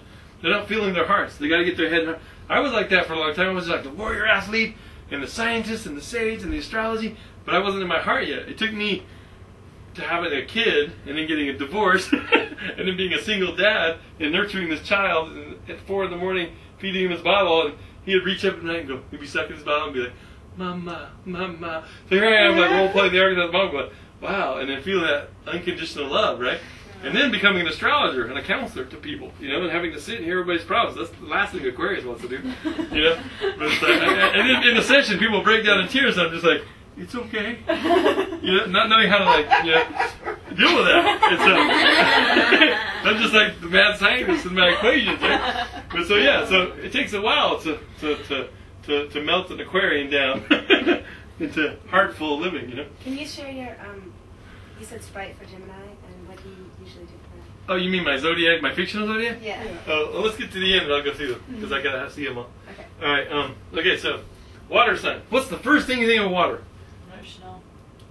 Yes, but there's one step before that. Imagination. You don't feel it until you see it. I would say. 'Cause once you start if you imagine like a horror movie guy outside the window cutting your phone wire, like, you feel, right? I mean, Right. so when you start imagining things, that's when the emotions kick in. You know, you imagine a beautiful person that you like, you're like, and you feel all this desire. You know, it's like, so it all starts with imagination, with waters. It's the most strongest element. The Tao clearly states that water can stagnate the air, erode the earth, put out the fire. It doesn't look the strongest; it looks the weakest because of its ability to surrender and take the shape of its container. So water is the strongest element because it's the most patient element, and it always sinks to the lowest point. So water... When the dam breaks. Yeah. Water is powerful, man. When water gets going, you know. The levee breaks. Yeah. Water.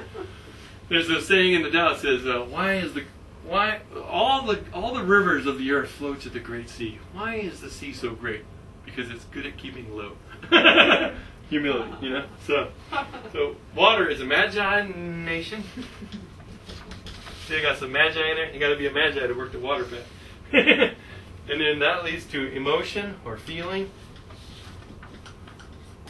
because you're having a reaction to that. And then from there, you have empathy. You know, when you feel something, you're like, oh, like those people that have the flood. You imagine losing your house and the flood coming through. You're like, oh, I feel for them. And then there's empathy, and that leads to compassion. I think these signs have the great mother, Cancer, the great mystic, Pisces, the great transformer, Scorpio. And then, you know, the therapist, Scorpio. And then, of course, finally, soul vision. Explain that a little bit. Yeah, that one is tough. I used to just call it soul, you know. That's the only one I really have. Soul vision? Okay. But still. Imagination. But see, soul vision, what I mean by that, like I call it Pisces, the sign of spiritual vision. And really, the journey from Cancer to Scorpio to Pisces is the journey to realizing you have a higher and a lower self, and that you have to integrate them and let the printout of consciousness, because see, the body is a printout of consciousness. It's like you learn in healing, you know. It's like, oh, if you're going to be worried all the time, you're going to give yourself cancer. You know, because you got anxiety just eating at you on those higher planes, and then they come down and to manifest.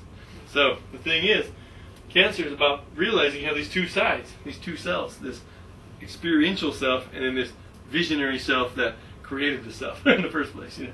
And then, of course, to go through that, you have to go through Scorpio, a death and a rebirth symbolic. You have to transform and rebirth yourself.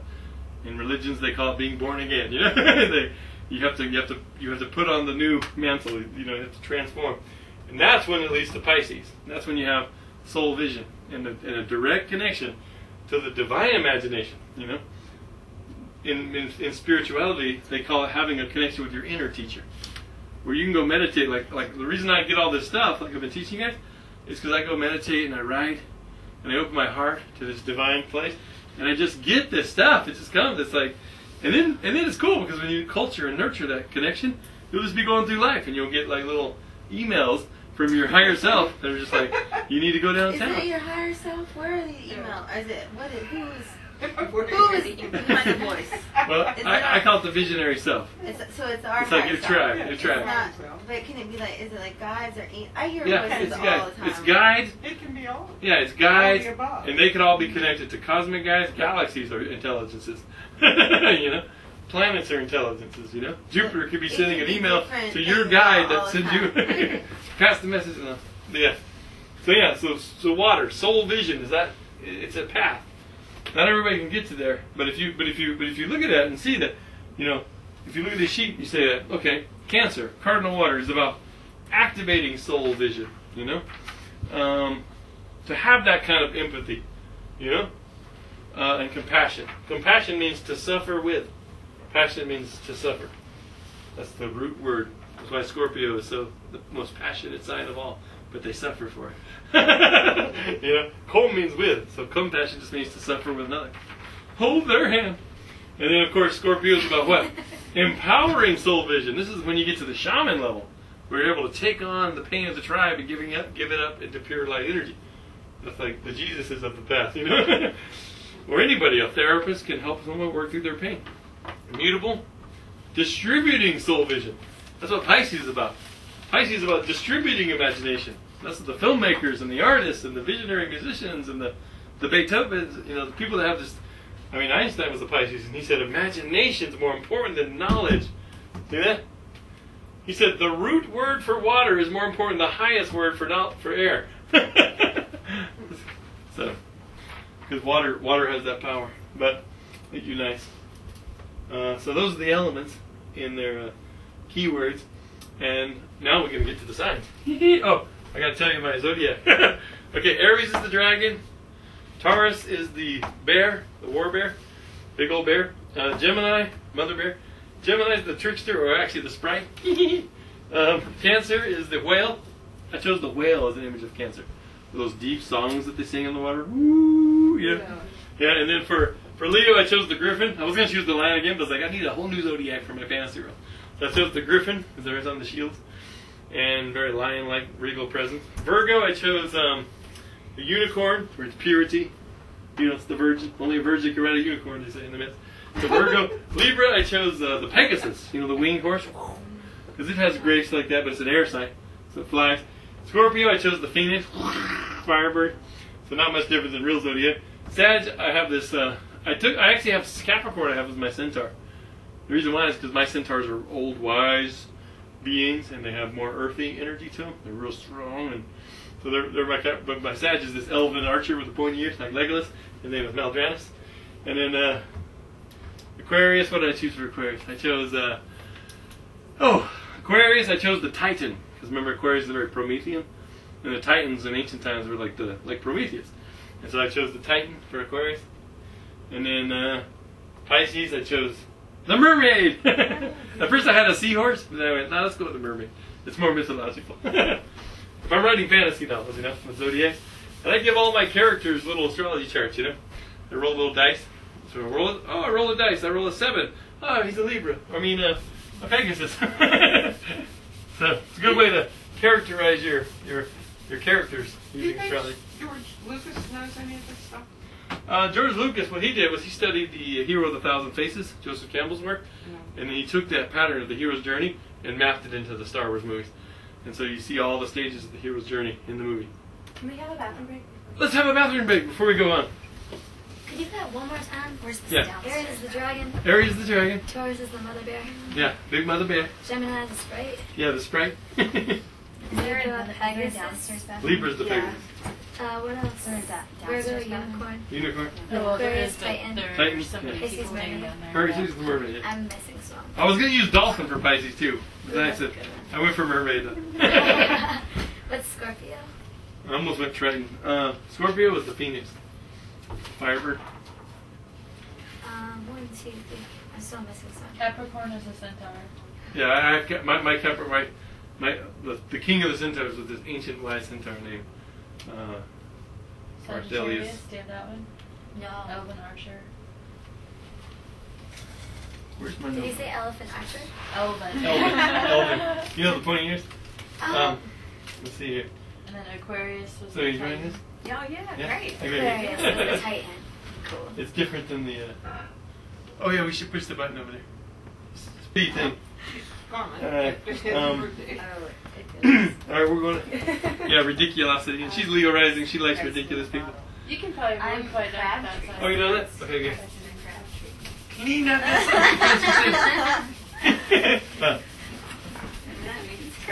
Okay. Can we have the archetypal sheet? Aries? Yes, sir. Thank you. We're gonna go through a journey through the zodiac, and we're gonna look at the psychological. Wait, actually, can we put the interpretation chart number 2 up, or this one? Checklist? Yeah, checklist number 2. This one? Yeah, that one. Okay. So this is checklist number 2. Everybody remember that one? I have one. Yeah, I have one. Okay. So I got one up Pluto here. got cut off. Okay, that's cool. I know. Check it out though. So what we've been learning is, can we move that up a little bit? No, I mean just if you hit that, yeah, hit that one. There you go. No, go up some more. Yeah. Oh, I see. It's on here. It's not on there. Okay.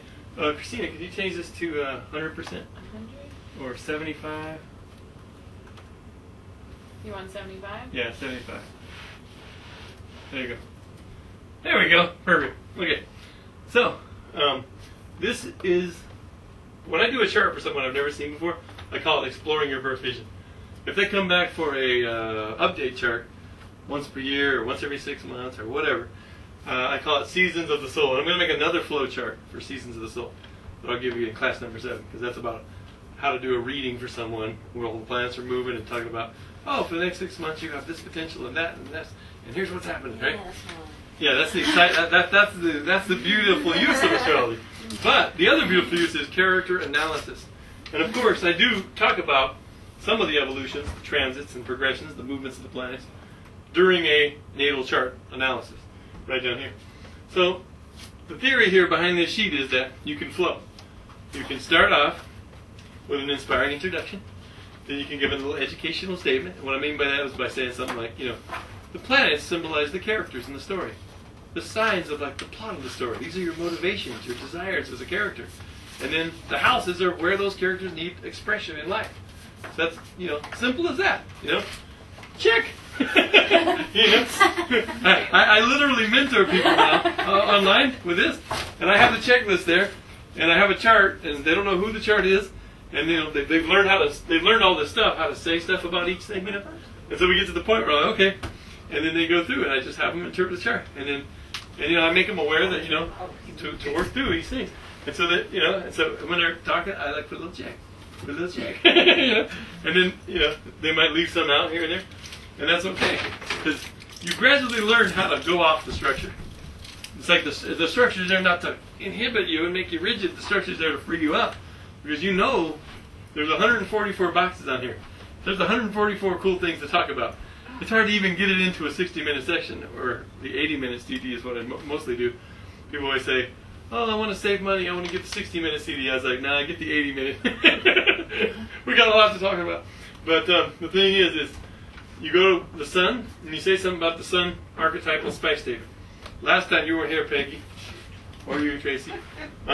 We basically, the archetypal spice statement is like saying, you know, taking this sheet here, symbols of astrology, and just saying, like, okay, this planet, this urge, is in this sign, in this house.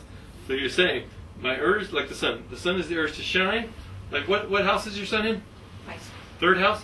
Oh, third house. Yeah. So the urge to shine, see, check out the sheet here. It's the other one. Yeah. Sorry. It's the urge to shine. So the urge to shine, live, and create. And then you use this line here, is being expressed through the archetype of Pisces, unity through divine love. The archetype of the dreamer, the poet, the empath, the visionary, the mystic, the oracle. In the life experiential field, see right here, in the life experiential field of, then you go to third house, of perception, communication, learning, intelligence, environment, siblings, short trips.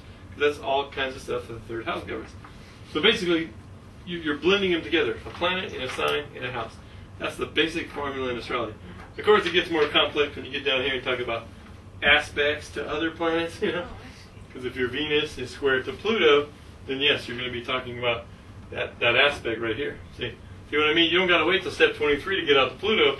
If Venus is, say, square to Pluto, you're going to be talking about that square right here. So even though it looks like a long thing, did you find yours? No, I'm so fascinated by everything. It's Yeah? so much and so many Well, good. layers. It's deep. Your Scorpionic is going like, this Yeah, is I'm exciting. like, oh, I could You know? study this for my whole life. I know, me too. That's the beautiful thing about astrology. The beautiful thing about astrology is it's a lifelong study. You keep learning. I'm 22 years on this path, and I'm writing this whole other book that I can't wait to read it myself. You know? That's how it is. It's like, wow, I can't wait to check out what I'm finding out here. You know? So it's just really cool. And like, did you watch the movie, The Special Features yet? No, I didn't get to that yet. Okay, the special features you're going to see in there is this one lady says, oh no, at the end of the movie when the older lady, the old lady from Canada, Chris McRae, says, you know, nobody can tell me when to quit working. She goes, as an astrologer, I can keep on working my whole life as long as people want to show up and hear what I have to say. She's cute, huh? She's like in her late 70s and she's still kicking with astrology, you know? No ageism involved.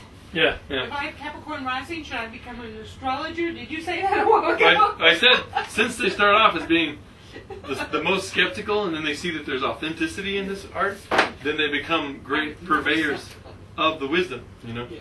And so being what? a Pisces, I was never skeptical about Yeah, astrology. you're a different kind of Capricorn rising. But Capricorn rising is, you know, you're governed by Saturn, which is the time lord. So it makes you good at art forms that deal with time. You know?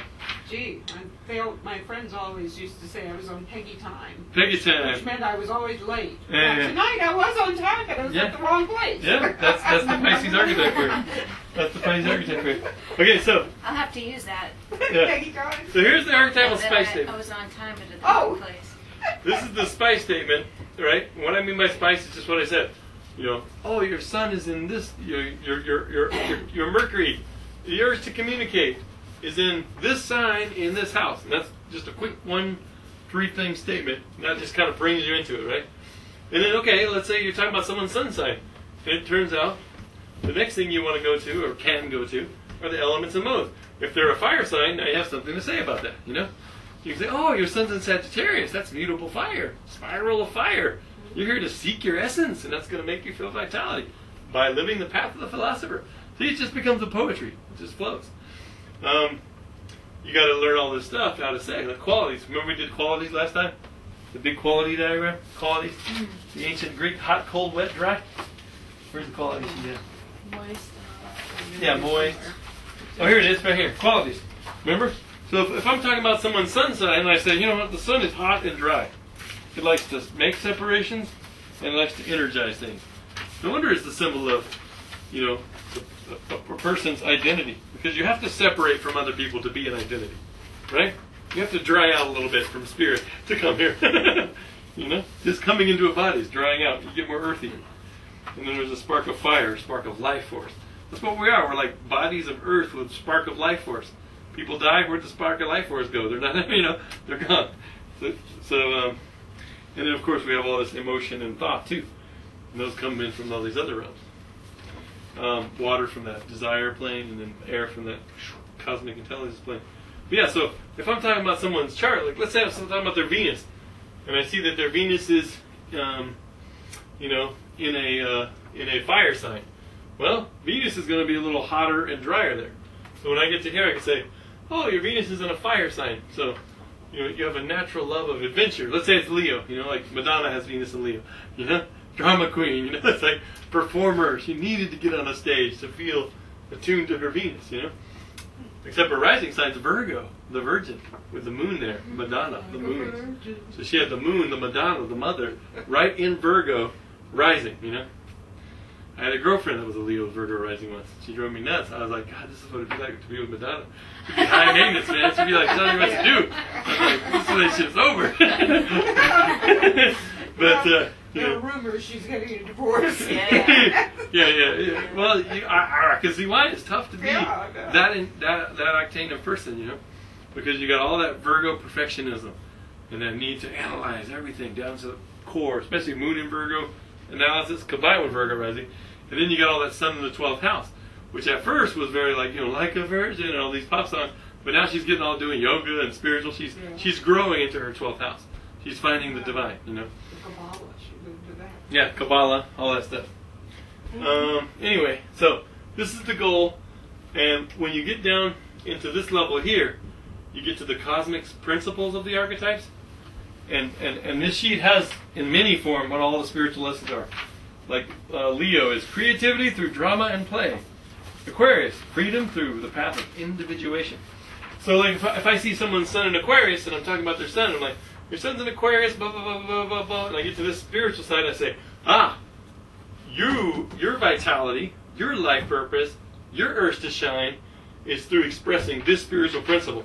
Freedom through individuation. And the word individuation is a Jungian word, which means to be true to your own original core, your own unique way of being in the world, and not letting anybody tell you different, you know. So being true to your individuality. So every Aquarius struggles with that, because all life's telling you, you've got to do this.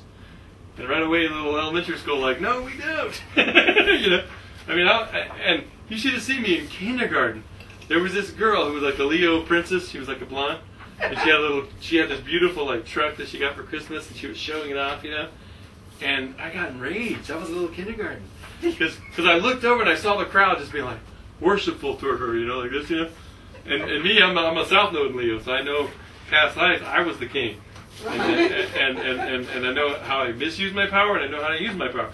And so when I saw this little girl in kindergarten, like, you know, controlling the crowd with her little material possession, I went and attacked her, and I grabbed it, and I threw it through the window, you know, and I broke the window, and everybody's like, and then she grabbed me and started pulling my hair, you know, and I like punched her and kicked her, and she kicked me and punched me, and she bit me, so we got in a spat in kindergarten, and when they pulled me out for later, and they got me in the principal's office, they said, why did you do that? I was like, no one should have that kind of power over humanity. You said people. Yeah, I said, no one should have that kind of power over the people. And I was just like, and they were like, who is this Aquarius? You know? But, you know, it got me mad, you know? That was a big time out for you. Yeah, big, huge time out, you know? But anyway, that's what I mean. Like, okay, if I'm doing race chart, and I'll get to that point where I'm like, your sun's in Scorpio, and I get to about right here, and I'm like, oh, and on the spiritual principle, if you want to have vitality in your life, guess what? You better practice this Empowerment through surrender. Render means to melt. Sur means to the highest. Letting go and letting God. In other words, empowerment through coming to a place of where you're not trying to control things emotionally. You're just letting it happen, but from a deep river within, guided from within, like a shaman, like an investigator, a researcher, an alchemist, transforming the letter of the lower self into the goal of the higher self. See, you just tell the story. See, I'm already going into this part right here, mythic dimensions. I'm talking about mental storytelling about this, like the alchemist. And then the behavior emotional is important because that's the differentiation between the light and the shadow. So if you want to be a good Scorpio, don't be obsessive and compulsive and jealous and freaky. Instead, be own your power. Don't give it away. So we're going to look at these, and then of course the experiential is the house. So when you look at the sun and you get to that, you're like, oh, you got to look what house it's in, on the chart. And that's why I made this sheet for everybody to say, did you get one of these? It wasn't in the folder. Okay, cool. So like if your son, what's your house of sun? Oh, your son's in the 5th house. So joy, creativity, recreation, children. So your inner child's really strong. You're like young at heart, because you got the sun, your heart of your chart in the 5th house of joy and fun and play, and all you want to do is play, and that's what brings you vitality. But in a very deep, scorpionic, transformative way. So you're here to play fiercely at the edge of your dreams. It's like, whoa, this girl's hot. Anyway, so you feel that? Yeah. So you just tell the story. And then, of course, this stuff we're going to get to in classes 4, 5, and 6. 4, 5, 6, 7, And we'll skip that for now, but we're growing towards that. But what I want to talk about is just each of the archetypes, because this is where you bring in the science, the archetypes. Well, here are the houses. So we already had a lesson on houses. You guys missed, but it was all about the people, places, and things in their life. So let's go to Aries then. Let's go to the first sign of the zodiac, and we're going to take a little journey. A little tour. Might be blow it down to 75% maybe. So these are that works. So these are some of the Aries images, and really, I'm gonna bring this whole other thing out. Let me get some white space here. Oh, okay. Trying to make it tight. Yeah, she's got a Virgo Mars. So in Oriental symbology, there's always this 5-point and 5-thing phase going on. The 5 elements in Chinese teachings. Well, another set of elements. We're not talking about the chemical element table, and we're not talking about the Greek psychological elements of fire, earth, air, water, mental, emotional, spiritual, and physical. We're talking about, when we talk about the 5 elements in Chinese theory, is, fire, these feed each other. You've probably heard of this in some of your healing classes.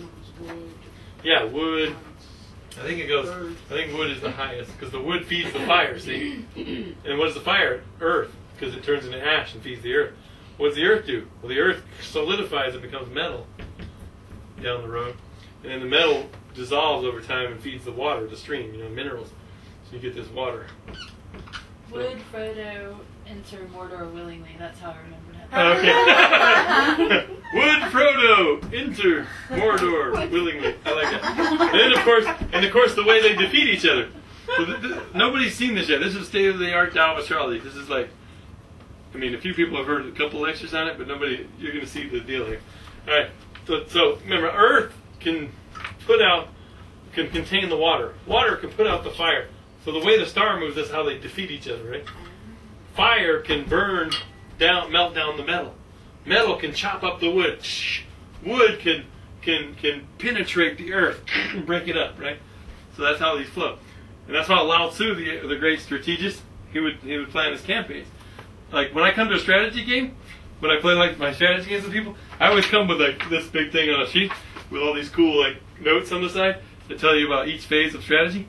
Because what I'll do is like, let's say like on the game, like we're playing like Shogun, this ancient feudal Japan game. Someone attacks me, right? Well, they've just done fire. Well, so the next phase they got to do is they got to consolidate and do earth and consolidate what they just conquered for me. So knowing that they're going to earth next, I'm like, thanks for attacking me because now I know where you're going. I know how to do wood. I gotta get, penetrate, get my spies in there, get my, So it's like people are always like, why can't we ever beat you at these games, Kelly? Whether it's a space exploration game or whatever, I have like got 5 players going on. And I know exactly where they are on the cycle, and I'm planning my strategy on 5 different levels to defeat. Okay, anyway. When you have a brain like this, you got to use it, And so, otherwise you go crazy and end up in a mental institution, All right, so how does this relate to astrology? All right. You remember an astrology class, right? Feng shui. Yeah. Okay, Aries. These archetypes, warrior, leader, initiator, adventurer, hero, light bearer, pioneer, they're all the same flavor, right? But they grow in a certain way. I'm just going to choose a few that you'll understand here. Okay, on the first level of Aries is you have that daredevil, the risk taker, right? So you got the daredevil, risk taker archetype. Now that level of Aries is the first level. It's like fire. It just goes, rah! You know what I mean? I mean, on the harmonious side, it can be very daring, but it can be very destructive, right? Pushy and rash, like a guy standing in line. Never put an Aries in a long line. They're like, yeah, her dad has Mars in Aries. I go visit for Christmas, and we should just see him drive the car. Get out of the way, come on. He's just got to get there. And then he gets home, and he's like, he's a Taurus. He's like really peaceful. He's like, really? He sits on her deck. He's like, why would you ever want to go anywhere? You get by the car, he's like, I'm going to get you now. So you can really understand with astrology why everybody's as crazy as they are. Okay, so this evolves. The daredevil eventually grows up and finds, like the first guy, the risk taker, just wants to go bungee jumping. He's just like, I got to have an experience that's just going to bring my adrenaline up to the core, right? Jumping dreams. Yeah, all that. Yeah. And then finally, they grow into the warrior. Now, the warrior is someone who is out there sacrificing their life on the battlefield, like warrior pose in yoga, These guys are out there doing it, but they have a cause. They're fighting for something. They're not just adrenaline junkies. They have a cause. And then, when you've done the warrior path for a long time, and like some of your friends are dead, and you're the last one standing, you become the leader. You grow into a leader. This is the way. This is my theory of the evolution of the archetypes. All 12 of them do this. It's really cool. So once you've led for a while, you're like, dang, you understand how you lead. You have a unique style of leadership that's unique to you, and that's when you go to this next level, which I call the humanitarian level, which in Aries is the pioneer, the true pioneer, right? You are pioneering something new for humanity, and then finally you arrive at the spiritual stage, which is the hero or the heroine, the champion. So they flow like that, right? So it's a beautiful way to understand the growth of the archetype, because when someone comes in there like got a lot of Aries in them, I can tell what level they're at, and you cycle back around. You know what I mean? But here's the cool thing. When you have a low level Aries, and you want to get them moving down the path, well, what defeats them? Water beats. This shelf's defeating me. Water puts out the fire. Why? Okay, because this right here, right, is the individual level, right? Right? It's just me. It's very self-oriented. This one here is the self-caught fire. This is the individual inspired. This is the personal, right? And this is the inspired personal right here. Yeah, right today. All right. And this here is the collective. You're serving a role. You're the general. You're the leader. You're in the collective. Okay, and then of course this is the inspired collective right here. Inspired collective. Which I call the humanitarian level. Where you're giving to the humanity, and then of course this is the spiritual level. When the spirit descends. Why is wood here? Why do I put wood here? Because wood is the symbol of life. Wood, plants, growth.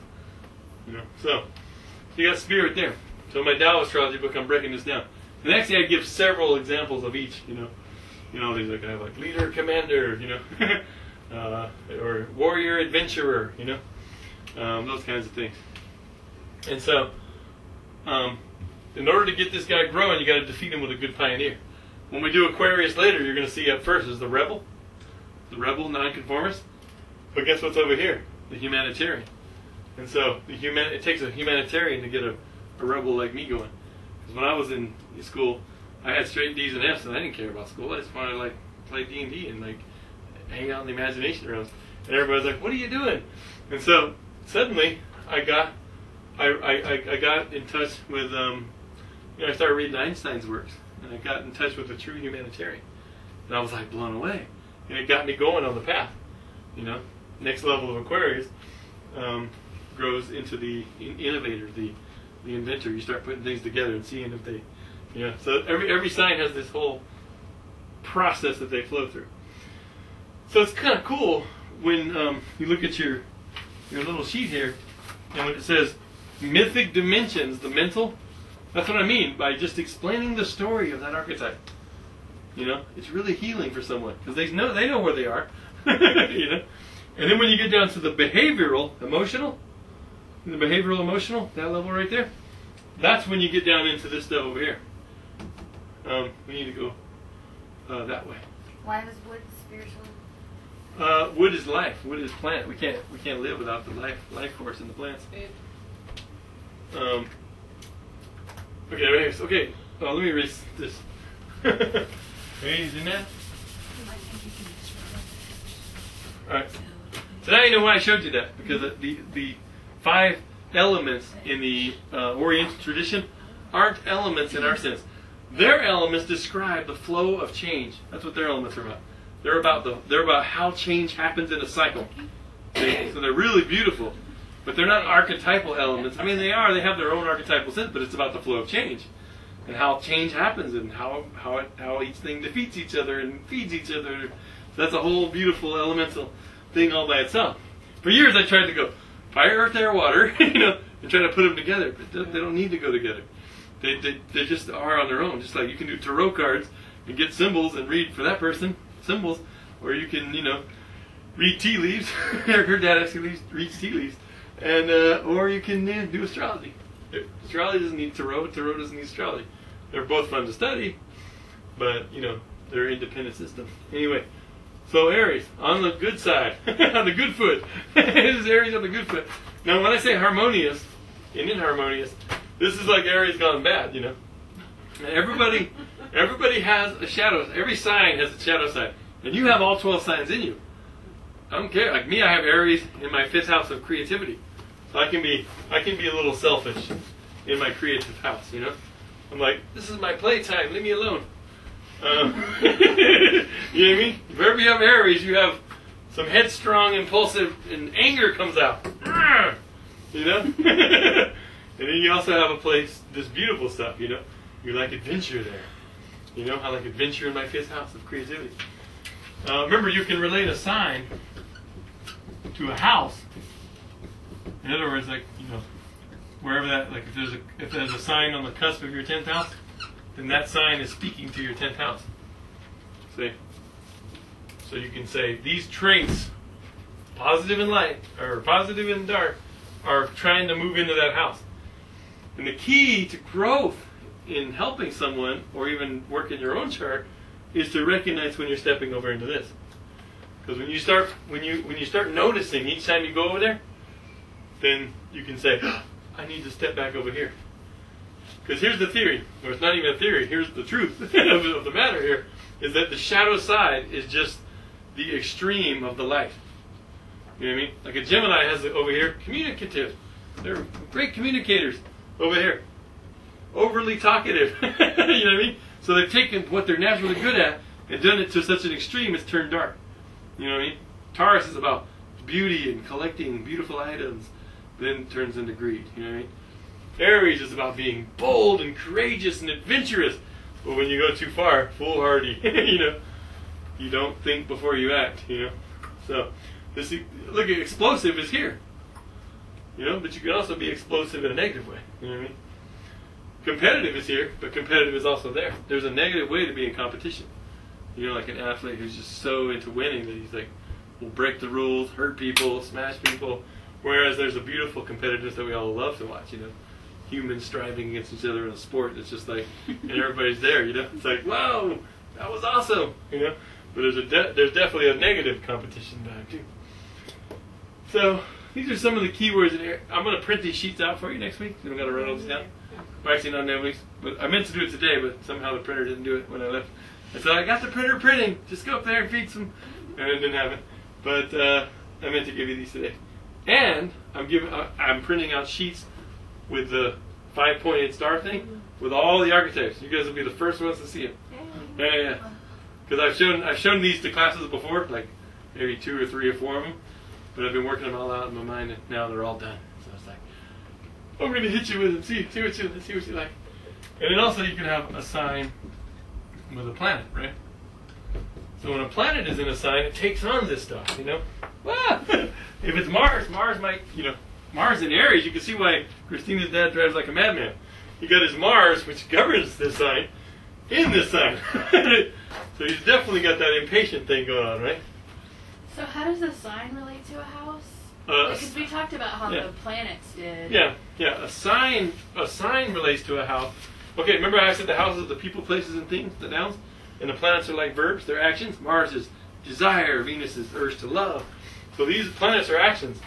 So when you relate a sign to a house, it's more like an adjective, because it's something describing a people, place, and thing. Like a house, you can have a beautiful house. That's like, let's say the 4th house governs your home, right? 4th house, bottom of the chart. So if you have Libra down there, suddenly it's a beautiful home. You have Scorpio, it's more like your place of inner mystery. It's more private. You don't want people coming there. It's your place where you go for rebirth. People with Leo rising that have that. The drama queens, because they got their big palace. You're hiding in the woods. So how do you tell which sign goes to which house?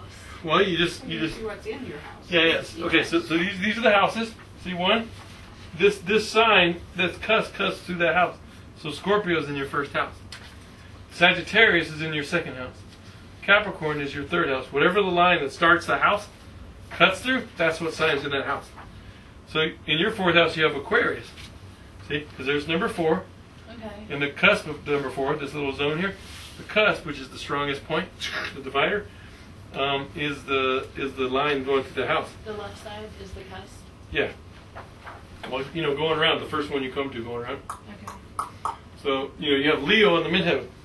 So in the 10th house of career, no matter what, Leo's there. So you better make it playful, fun, creative, full of joy. Because you got Leo up there. The sign of children. So you want to bring that inner child up. What's wrong? In your work life, you have Aries. See? So you have Aries. You're the leader. You're the commander. You're the hero. What is your work You're the house? pioneer. Look at this building. You're pioneering something new. Is the 6th house the work house?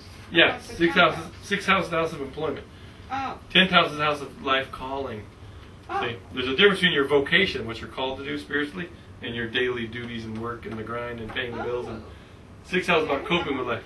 Yeah. I was just wondering if you will explain if you have 2 signs in one house. Oh yeah. Okay. There is a certain thing, like let's say you're born with, if you're born with the equinox signs rising, like Libra over here, close to Libra, your chart will be pretty balanced. But if you're born with Aries, not Aries or Libra, but if you're born with Capricorn, Cancer, close to the cusp, then your chart's usually going to be really angled over one way or the other. So you're going to have like your midheaven over here. So you're going to have these really wide houses and these really narrow houses, which is very interesting because if you think of the more north you go in latitude, the more weird the chart gets. Some people have the chart angled way over here like that. Like people born in northern England, you have these 3 little houses that are like 10 degrees each, and then these giant open spaces over here. Well, what are the houses? The houses are descriptions of how you experience life. And imagine if you're an Eskimo living in an igloo. You go in these really tight little places, and then you come out in these giant, large, wide open tundras. It's almost like their experience reflects their chart, And when the planets come by, the planets go through these houses real fast, zip, zip, zip, and then long, deep experiences in these fields. So it's kind of cool to look at, whacked out charts like that. But I had one person that was born in like northern Alaska, and her chart was like, her midheaven was almost below her ascendant because the sun. And I was like, whoa! And I looked at her relocated chart. I said, okay, well now you've been living in this place, San Diego, for 7 years. I was like, let's look at that chart and read it, and then compare it to the other one. And her life had gone more like her relocated chart because she had been attuned to that place more, And her whacked out chart wasn't as powerful. It was still a statement of her soul's mission, big time. But I'm just saying, like for her, like transits and stuff, to her relocated chart, it was pretty cool. So what she's saying is that sometimes in those big wide open houses, it'll start with one sign, go through a whole other sign with no cusp, and then get to a third sign, then there'll be a cusp. And that's called an intercepted sign. Anytime you have a sign that doesn't have a cusp, one of these lines, one of these spokes of the wheel cutting through it, then you have what's called an intercepted sign. And that means that you have karmic wounding in these two houses. If it's on one side, it'll be on the other side too. Because everything's symmetrical. So if you have an interception here, you'll have an interception up here. So those two houses are areas where you're working out some karma. Because you don't have a grounding in there, you don't have an experiential, so that you don't get those realms very much. I have those in my third house and ninth, which is the house of insights and information and religion and philosophy. And I have Pisces over here, imagination. So I'm like imagining information into being, and then I'm trying to analyze the world's religions to come up with a new meta philosophy to bring it all together. So I have karma in there. I have to. That's the what do you call it? The yoke you wear. Is that I have to work out these religious insights. Yeah. So anybody have an interception? Do you have an interception? Yeah, my houses are all pretty much equal size. They were like Oh, we don't have an interception then. Yeah. Yours are all. But see, the cusp, like your 11th house starts with Leo. I mean, the 11th house, one reading 11th house is your friends, your cosmic clique. So if Leo's there, that means they're performers, people who perform. And then Leo is up here is governed by the sun. So you go look at the sun for more information. It's in Gemini. They're performers and writers, and communicators. In the 9th house of foreign lands, these are my friends. So, it's symbolic, Okay, so you can apply a sign to a house. And what's really cool is you can interpret your chart. Let me see your chart again. You can go around your chart and just apply each spiritual principle of the sign to each of the houses. And if you can master all those principles in those areas of life, you'll be total enlightened sage. So, like, if we went around yours, you'd be like, you're learning the principle of, okay, look on the sheet here, Libra, right? Balance through intimacy in the house of self-expression, who you are. You're learning the principle of empowerment through surrender in the 2nd house of values and self-worth. So, so it's an intense lesson there. You're learning the principle of Sagittarius, faith through divine inspiration, in the 3rd house of perception and communication. So you're learning how to let divine inspiration filter into your communication. In the home house, the 4th house governs your home, down at the bottom. See, you're learning the principle of what? Capricorn. Ambition through integrity, bringing structure and wisdom from the heart and from the home. So in the 5th house of creativity, you're learning Aquarius, how to be a freak like me. Like take the road less traveled, rebel. So you can just go around and map out all your spiritual principles for all your houses and go, wow, if I could live those to the fullest, I'd be jamming. That's like when I wrote this book. Cause I spelled out all those principles in here in the sign. Like here's Virgo, but the shadow side, anal retentiveness, self-effacement, and excessive criticism. But the spiritual principle, process. You can attain anything if you break it down the steps. But so they grew. But then when you get back here to the back, it's like, okay, apply all these spiritual principles to those houses. I forgot where it is, but it's in there. And then by the end, I wrote these last 3 chapters in that book about if we knew all this stuff, how can we create a spiritual community based on these cosmic principles? So the last 3 chapters are a vision I have of creating a communal university, and it's like a rainbow gathering happening all the time, Rainbow Village and the Rainbow U, and it's like so cool because it's just like the zodiac has such tremendous principles and insights for how we should structure society to make it maximum beautiful, efficient, and flowing with the stars. And I was like, wow, when I got that vision, I was like, that's cool. But, I'm still waiting for somebody to donate 400 acres so I can build my Stonehenge at the center. But, anyway, so you can apply science to houses. So that's cool. Well, you have 2 signs. You have one at the beginning and one at the end of each house. Yeah, good point. Good you point. go by the first one? Well, check it out. Check it out. When let's say this is your rising sign, and you have the ascendant, the horizon there. This is the horizon. And so whatever sign this is, that's your rising sign, right? Like in my case, it's Sagittarius. And then I have Capricorn as the next sign. My 2nd house cusp doesn't hit till 23 Capricorn. So what she's saying is look, in your 1st house, you have a lot of Sag, but also a lot of Capricorn. You have 2 signs in there. Yeah. So what that means is, in that field of life, you kind of flow between those signs. So when you first meet me, you're like, man, this guy's Mr. Enthusiasm. Look at all that Sag. He's like a horse. He even looks like a horse. And then next thing you know, you go, oh, but look, he gets real serious real quick. Capricorn. Talking about wisdom and serious structure. And then I go back to Sag. Deep. Hey! And then I go back to hey. Hey! Hey! You know? So you go between the two signs.